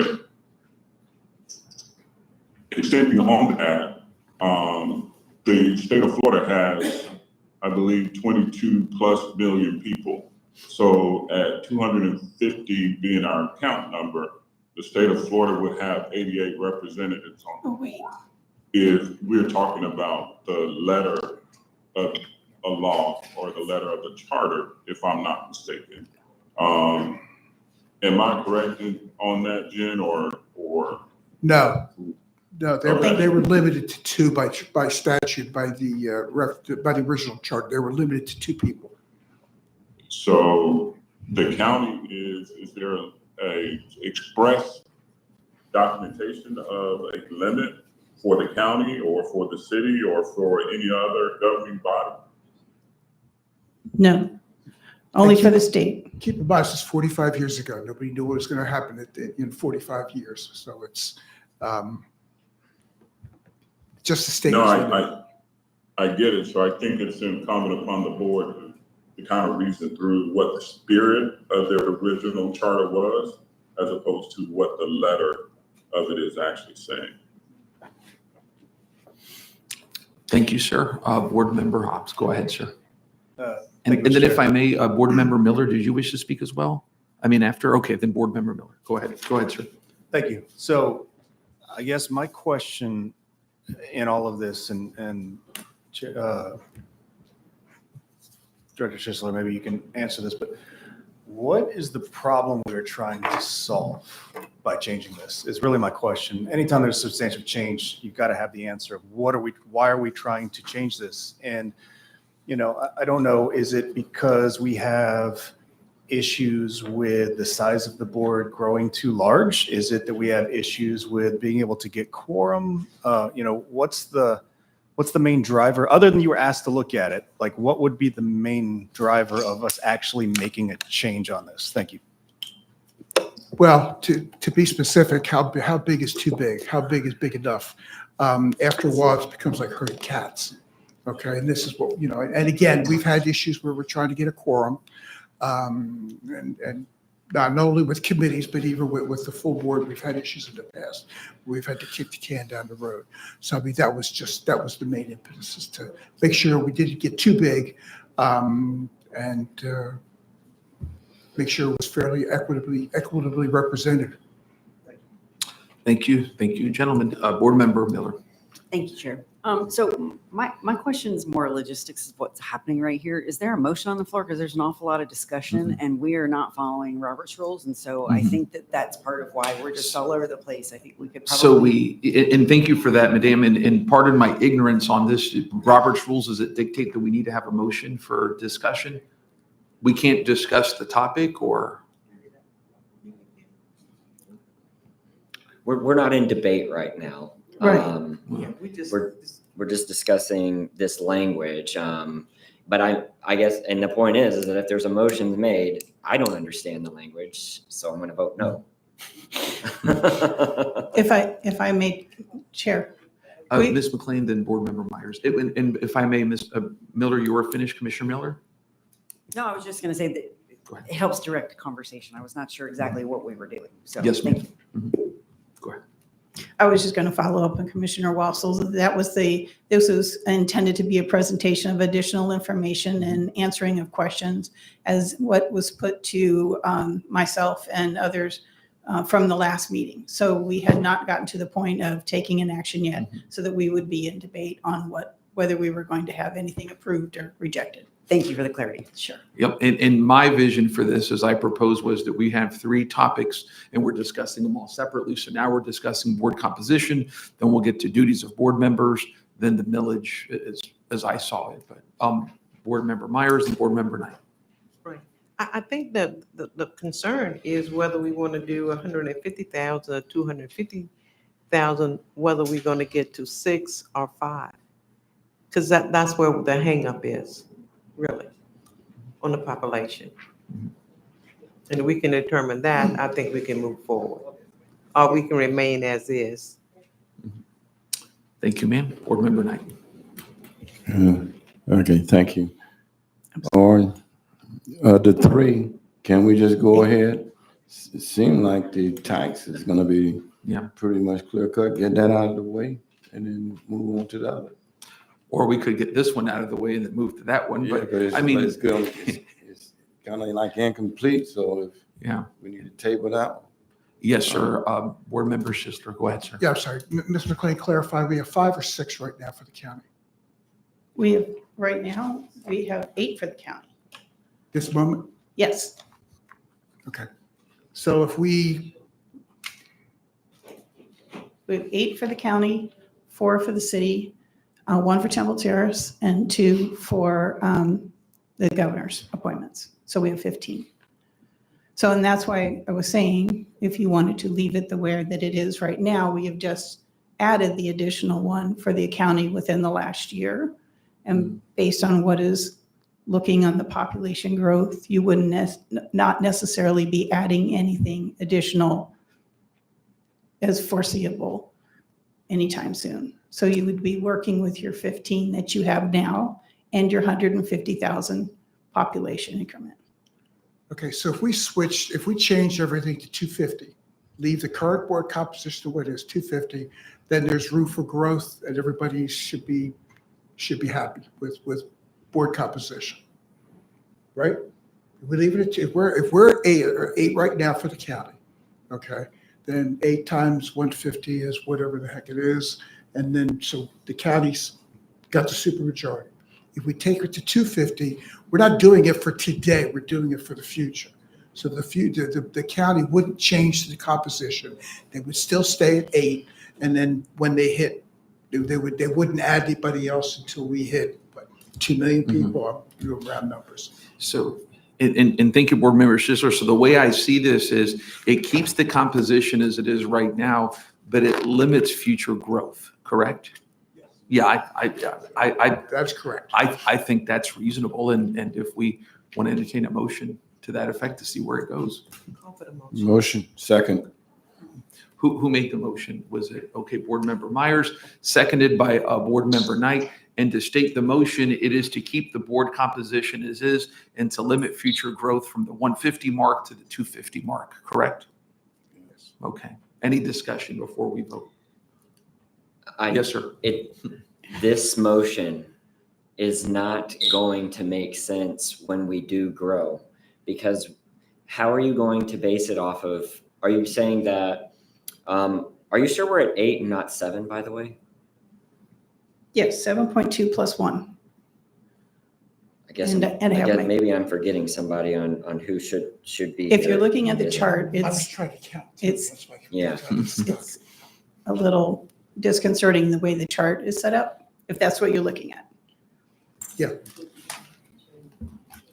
I feel like this is going to get canceled out and not be representative of the population later on down the road. But I think it's a moot point because I'll just handle the debate at the county once we get there then, if it even gets that far. And if, Yeah, go ahead. if I could, Mr. Chair and Commissioner, we do not have, Oh, wait, if everyone could please mute their mics. I'm sorry. We Go do ahead. not have the language in front of you reflective of what the motion just was. So if you vote to support that, I would then respectfully request that I draft that language and bring that back to you to confirm that that's what would be moving forward. I think that whatever happens today, all of them should be consolidated back for us to verify that that's what we want ratified. Thank you. Yeah. Okay, any further discussion? Okay, if none, roll call, please. Oh, I'm sorry.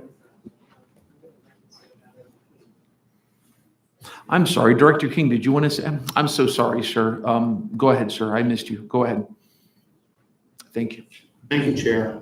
Just to be clear, we're capping the total membership of the board at 15 based on a pro rata of 250 resident population per member. Is that correct? No, No. we're maintaining it at 250 at this point. I'm sorry, we're maintaining it at 15 at this point, with the trigger being a 250,000 population plus a major fraction. So that if we switch to 250, it would theoretically revert back to 11. We don't want to do that. We want to maintain the current composition and the supermajority. It just won't grow until it hits the 250,000 mark with the long division. But we're capping the total board membership at 15. No, we are maintaining the current board. We're not capping it, we're maintaining. So, Chairman Vera here, so if I may, so what we're doing is we're keeping the composition as is, and we're saying that instead of having an additional member for 150,000 people, we're increasing that another 100 to 250,000 so as to limit the future growth of the board. That's all that we're doing. So there's no cap. So theoretically, the board membership could grow to any larger number, really, correct? But much slower. Okay. Just as a general point of information. Go ahead, sir. So Hillsborough County has 8. So then what we're saying is that Hillsborough County's population, as it continues to grow, would not get another representative. And I just want to be clear about what our math is. Since we have 8 right now, are we saying that they won't get another one until over 2.125 million population? Yeah. Okay, and then we're saying that, Plant City and Temple Terrace are just going to be at 1 for several decades, so. Well, not Plant City. Well, The city's not in the mix. Plant City's out, that's right, they removed themselves. Yes. And then the city of Tampa won't get another one until their population caps 625. 625, right. Is that what this major fraction thing is? Yes. I didn't, okay. Okay. Okay, unless if there's any further discussion, roll call, please. Director Cameron Cepeda, No. Director Hartfield, Director Henderson, No. Director Hobbs, No. Director King, No. Director Knight, Yes.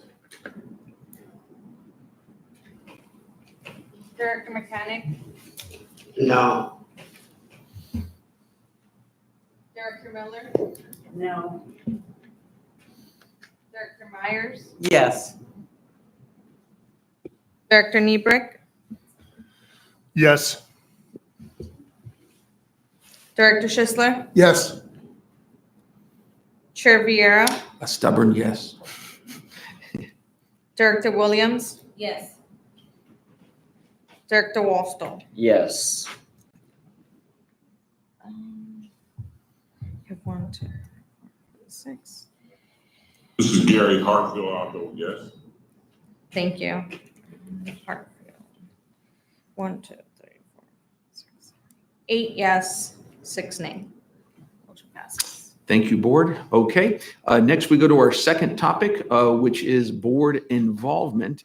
Do we need, we do need a motion to forward this today if we wish to, correct? Forward, which Okay. this. The second topic of board involvement, correct? But what I heard was the request from the directors that after we take whatever action we take here today, that I accumulate that language and bring it back to you for full approval before it moves on.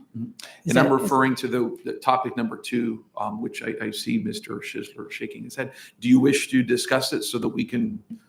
I guess my only thing, is there any questions from any other directors to kind of what the intent was? Recap it, please. What the intent was, or any questions for clarification? And board member mechanic, sir, I saw you there speaking. If you could. Can you just can somebody And- recap what item number 2 is? Yes, sir. And for board members, whenever folks in the virtual world want to speak, just raise your hand virtually. And if you can't, I don't see you because sometimes they don't, just let me know. But board member Schisler, go ahead, sir, if you want to summarize, or Ms. McLean. Sure.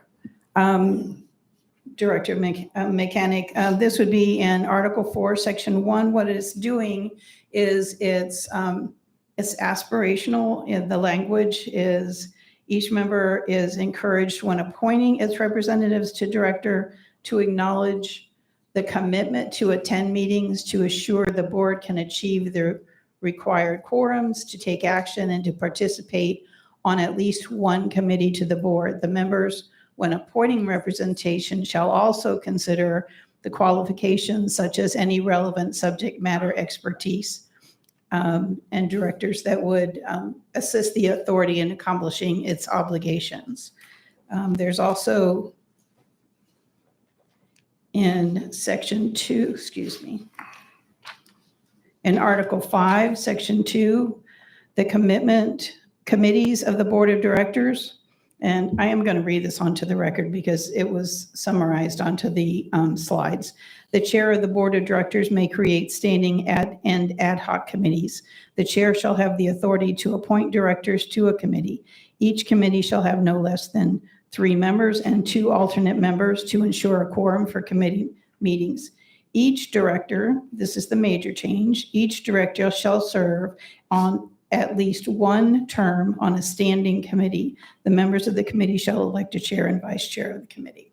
So in summary, it's to commit each of the directors to serve on a committee. It's also the aspirational goal for the appointing member to consider any relevant expertise when they're appointing it. Okay, thank you, Madam. I'll move that And- particular item. Okay, we have a motion by board member Mechanic, Second. and we have discussion. We have a second by board member Hobbs. I saw board member King, and before, board member Miller, you had your light on. Did you want to speak, or? Okay, just making sure I saw the light on. Board member King, go ahead, sir.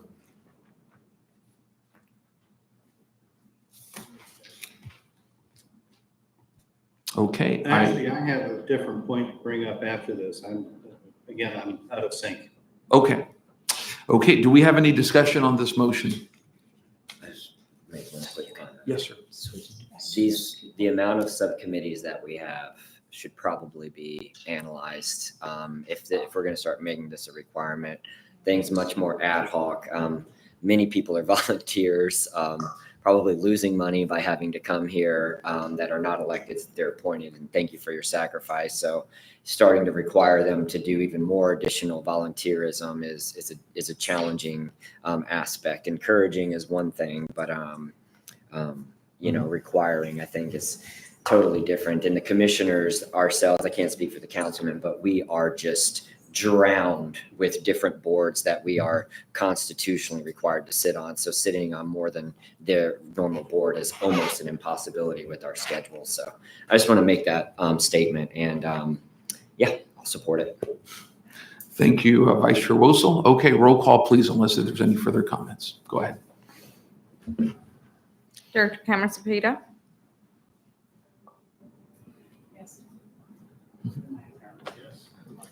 Yeah, The mic not she did. working? Yes.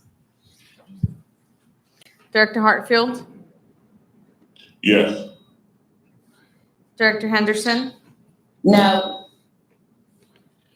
Director Hobbs, Yes. Director King, Yes. Director Knight, Yes. Director Mechanic, Yes. Director Miller, No. Director Myers, Yes. Director Niebrick, Yes. Director Schisler, Yes. Chair Vieira, Yes. Director Williams, Director Wallstall. I leave no one behind, so no. Motion passes. Thank you very much. Okay, board, now we have our final issue, which is the millage rate. And what I'll do is I'll let Ms. McLean, if you wanted to speak about this, I'll let, and just, yes, sir, Director King, 1 second, if I may. I'll let Attorney McLean speak on it, then Board Member Schisler. And then what I'd like to do is, just to make sure, because I know we're going to have a lot of opinions on this, is we're going to have one round for everyone to speak, and then we'll have second round. And not everyone has to speak, of course. Director King, go ahead, sir. And you're muted, sir. Director King, there you go. Yeah, Commissioner Miller raised an interesting point when she asked whether or not we were operating under Robert's rules.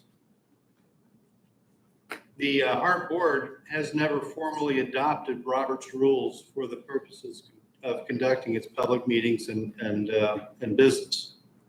I would like to propose that we do so now as part of this charter revision. I mean, I think we're doing fine as is, frankly, but. That's And been Board 1,000 Member years Myers. ago.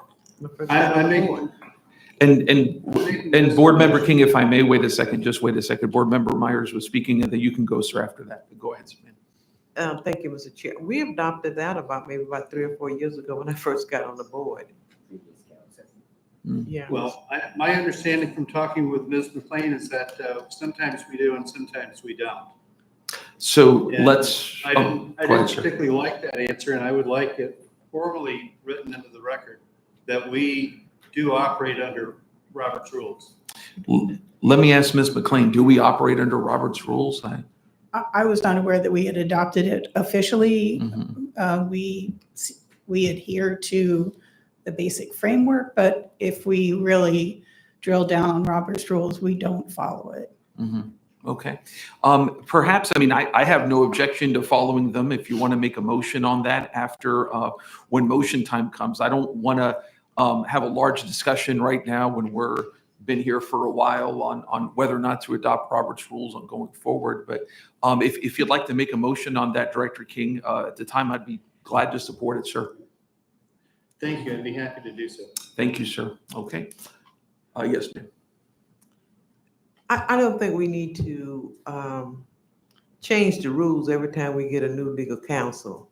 And this is what's happening now when, I almost call her name, Julia.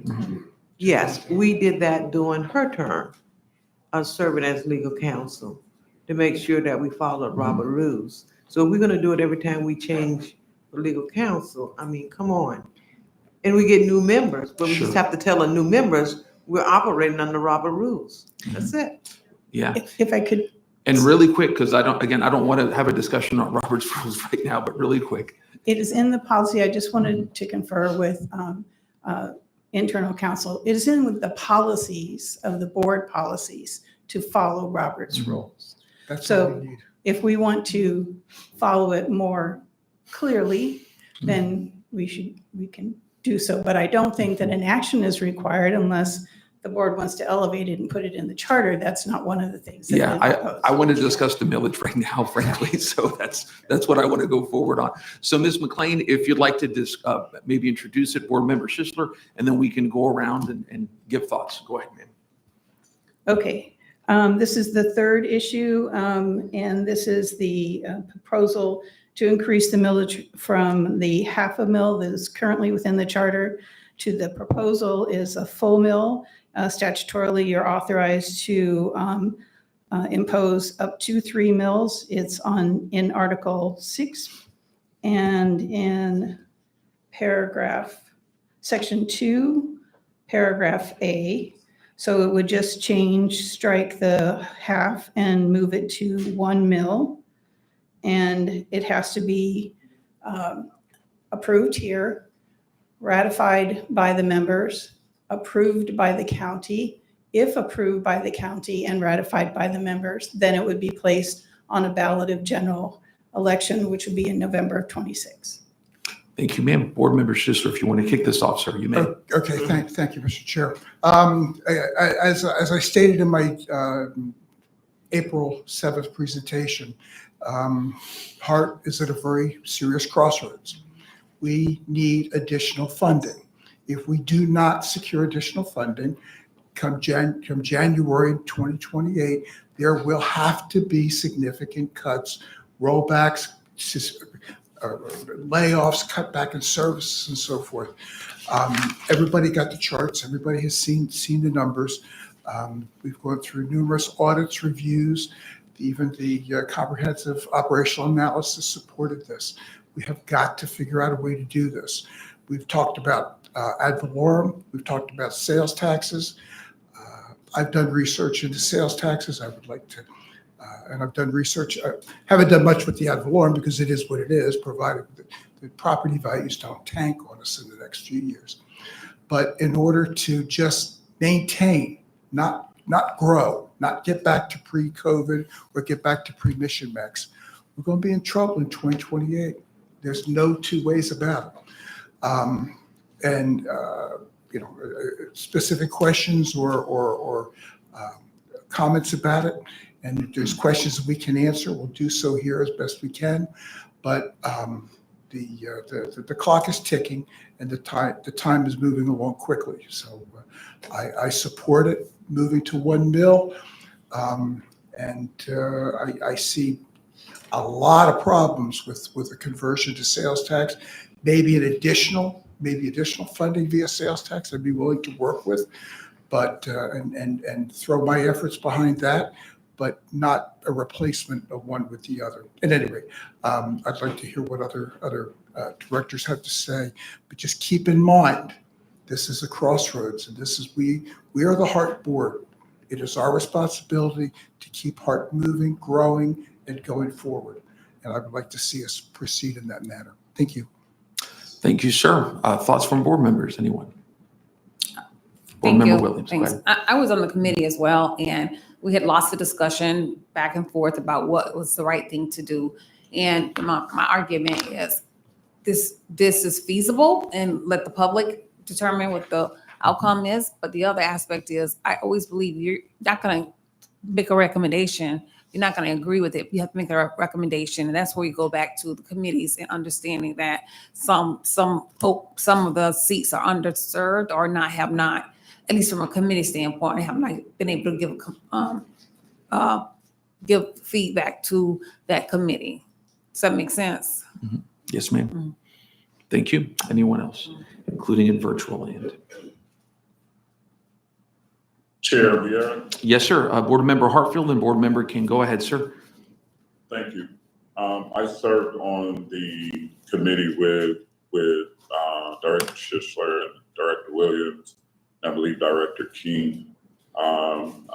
Tremendous amount of discussion, tremendous amount of thought went into that. As individual members of the community, as you talk about increasing potentially property taxes or ad valorem taxes, with the cost of living these days, the recommendation is not taken lightly, because we as individuals, members of the community, are impacted as well.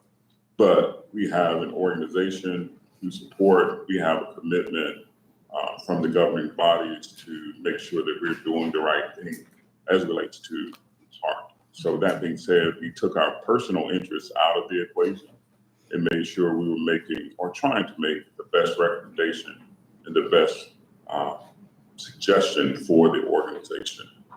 So that being said, it's almost a reluctance to want to increase your individual expenses because at the end of the day, it boils down to your bottom line and your ability to have disposable income for your home and for your family. But we have an organization to serve, and we had to take our personal interests out of it. I apologize for belaboring the time, but I wanted to express that. Thank you, Board Member Hartfield. We appreciate you, sir. Board Member King, go ahead, sir. Thank you, Chair.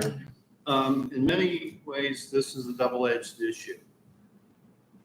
HART, like many of the other regional transit services around the country, are not overly burdened with money. And frequently, we're always operating behind the curve. We have this one opportunity to step forward and increase the amount of money that we have available to us directly from our own constituency. And at the same time, it becomes a multiplier when you're going to the state and asking for state and as well as federal funds. However, the other side of the coin is that we need to be careful not to unduly burden the taxpayers with additional taxes that they have a hard time affording. And I'm not thinking just about residential taxpayers, but also the businesses within the community who also bear a share of that tax burden. So this is the dilemma we're at. Are we going to do what we have to do in order to be able to get the funding for the heavy maintenance facility and the extra buses that we need, and to implement the course of action plan that's been presented to us at whole or in part? And if so, what kind of burden are we putting on the taxpayers when we do it? In the last election, there were 4 millage changes that were on the ballot. 3 of those 4 lost. And I don't think there's a great deal of sentiment with the public, particularly out in the county, for more tax burden. But this is where we're at, and this is what we have to decide today. Thank you, Chair. Yes, sir. Thank you, Director King. Anyone else in virtual land? And then Board Member Myers, anyone else? Okay. Mr. Chairman. Board Member Mechanic, then Board Member Myers. You can go ahead. Yes, sir. I think I have previously stated that I'm not in support of an ad valorem tax increase, primarily because I don't think the public will support it. But and at the same time, I also know, having lived through it, that we did pass the sales tax in a referendum. The public did support that, and in theory could support it again. We would have to obviously rewrite the ballot language to conform with the legal issues that were found to cause the previous referendum to be legally infirm. But we could fix that, and we could propose a sales tax. But I'm not here. This agency desperately needs funding of any sort, any type, anywhere. And so I am not going to stand in the way of someone. If this board has a consensus to do an ad valorem tax increase or a sales tax, any increase in revenue, I will support that effort. Thank you. Thank you, Board Member. Board Member Myers. Thank you, Mr. Chair. I think that we all know how we're going to vote on this issue, whether we're going to vote it up or down. We have been talking about this for years. So I think now's the time that we take some action. I'm going to move for approval to change the half millage to 1% millage to move forward. Second. Member, we have, and Board Member Hartfield, before you went in, Board Member Knight seconded that. So motion by Board Member Myers, seconded by Board Member Knight. Thank you, ma'am. Board Member Niebuhr, go ahead, sir. Mine was a comment prior to the motion, and that is to say that this change, as I understand it, simply allows us to collect up to 1 mil to support the agency. It doesn't necessarily mean that we would. And given that it has to go back to the membership and to the voters, it's a very long pole in the tent, given the constraints on the agency as described earlier by the CEO. This doesn't mean we're increasing taxes via the ad valorem. It just gives us the ability to do so should it pass once it makes it through the next steps. Thank you, sir. Anyone else? Okay. Yes. Oh, yes, sir. Board Member Wilson. I always go last, so I don't want to interrupt. I didn't say anything in the pre-discussion because there's no sense in repeating for debate. I think that this is an exercise in futility. I think that it's kind of political theater, but I have good news for everybody that wants to increase the millage rate for transit, particularly since we have now said, I think, 7 times that increasing the millage rate will in no way increase the service to the unincorporated area, which is something that we, the county commissioners, have to take into consideration, especially considering the Fair and Equal Treatment Act. But the good news for everybody else is that the 2 jurisdictions that are going to see the most benefit from this, the city of Tampa and Temple Terrace, they do not need our permission, and they do not need you, the voters' permission. They can raise their ad valorem tax to increase their transit at any time during their annual trim millage rate. They don't need to go through any of this. They don't need a charter referendum. They can go and by a majority vote of their body, they can increase their millage rate on their constituencies to improve transit. And I've just cleared numerous hurdles for you to get the increased transit that you want in the areas that are going to benefit from it the most. That should be something that we're all celebrating in glee. City of Tampa can go vote on it, and Temple Terrace can go vote on it individually. They can increase their millage rates by a $0.5 mil more if that's what they want to increase service of their area, and it can be done. They can increase that funding on September the 30th of this year when they send it to the property appraiser's office on how much they want to assess from all of the homes and businesses in their jurisdictions. And then they can apply that increased funding back to HART for increased service in those areas. And there we go. There's no need for us to go through any of this exercise and wait for it to get the Hillsborough County Commission, where it is almost certainly going to die, because the Hillsborough County Board of County Commissioners consistently reduces property taxes and burdens on our residents. We do not increase their cost of living and their cost of doing business, which is exactly what an ad valorem tax is. So whatever we decide here today, again, it's an exercise in futility, and your appropriate city councils can easily and quickly get this done for you. Thank you very much. Thank you, board member. Anyone else? Okay, I'll give my thoughts really fast, if I may, before we vote. We've had a lot of journeys as a board, especially since CEO Drainville came in, where I think we've done a lot of things together whenever it comes to personnel issues and dealing with some of our structural issues on the board. This is one that comes down to philosophy as opposed to how to run personnel things. And we're going to have disagreements here. For me, this is about just doing what's right. And when I take a look at the way that we fund our mass transit system here, the right thing is to ask for people to do more. That's never easy as an elected official. There are tax increases I voted against. There are some I voted for. But here, I think it is undisputed that we are running a transit agency in Hillsborough County that is woefully underfunded. And as board member Schisler has said, there's no other way to properly fund this. There's no other way to properly fund this agency. I wanted to, and I've said it before and I'll say it again, salute board member Schisler and all the folks in the committee who have done so much to put this forward.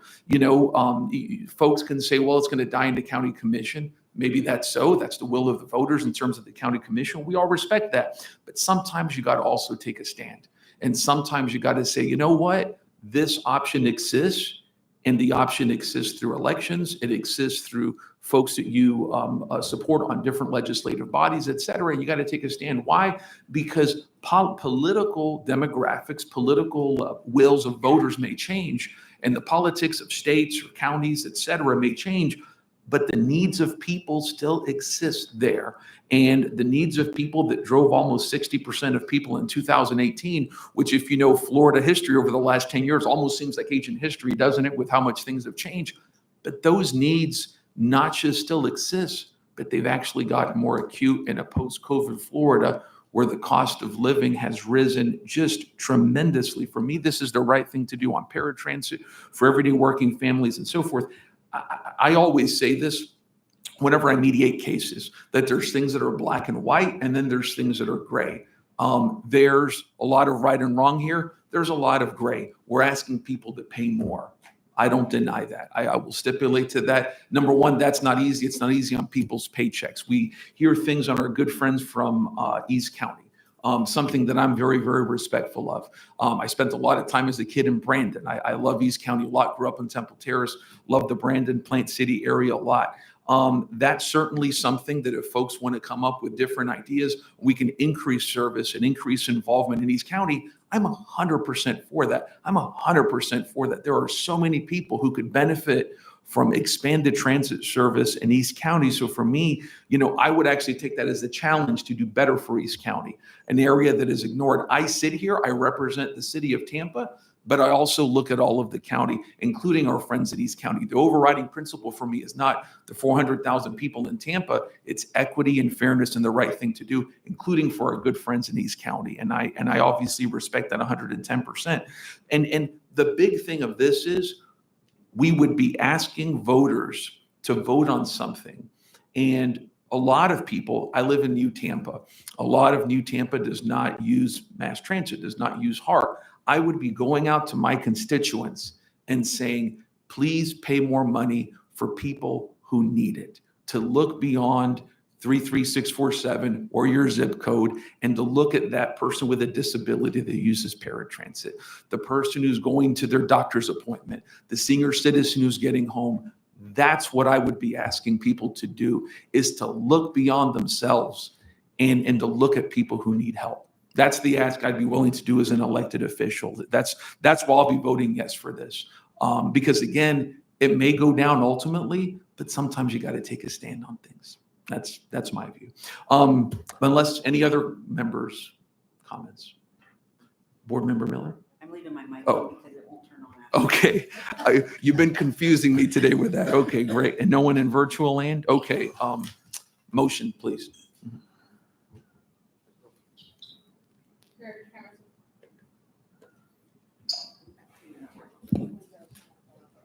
No.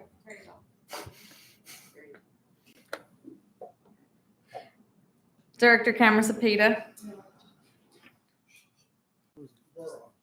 Director Hartfield. Yes. Director Henderson.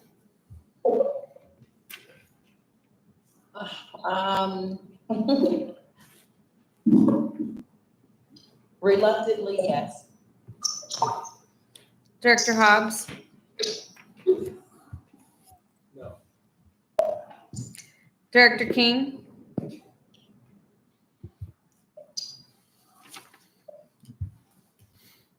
Director King.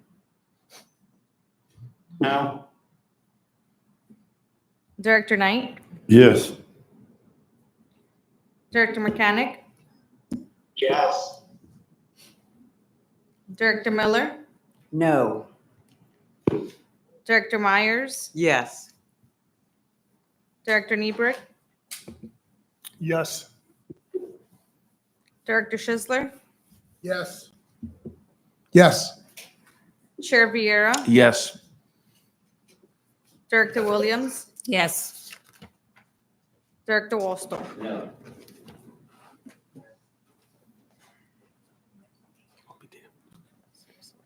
Motion passes. Okay, Thank you very much, board. And I guess that's it, correct, for the charter issues today? Yes, sir. Could I ask for a clarification? So I will be taking the actions that were approved here today, creating the charter in whole, bringing it back for the board's review, and before it moves out to the members for ratification. That is board membership. Yes, sir. Just one point of clarification. Now, that would be just to approve the verbiage in the document, not relitigate or re-legislate the content, correct? Right, to check my accuracy, right. Board member Cepeda, go ahead, ma'am. Yes, I just have a quick question. So this was something from earlier that we were discussing. But for the committees that we're going to be on, can they be virtual? What is a question I should have asked earlier, but since so many people really, have the schedules are, like already been mentioned earlier. Absolutely. But yes, officers. So I think that's a great, committees being virtual, and Chisler, the night. As long as there's enough people to get a quorum, virtual participation is Yeah. fine. Awesome. We have directors who have to do that way. So, as long as they somebody be on the committee, we need help, that's all. Thank you. Good Thank you. question. Thank you. Okay. Board Yeah, member. we had talked about that, you remember, early on, a few years ago, and that's one of the problem we had, in person, not being able to get quorum and virtual, and that's a real dire emergency or something like that, but it's getting way out of hand. You really need to look at it, because we can't operate without it. And when you really look at the committees, the volunteers is pretty much represented real well. But the ones who are really doing it for, that need to be, might want to consider getting on some of these committees to make it better. And if I may, I think to board member Cepeda's point, I think that a lot of county commissioners have a lot of boards they sit on.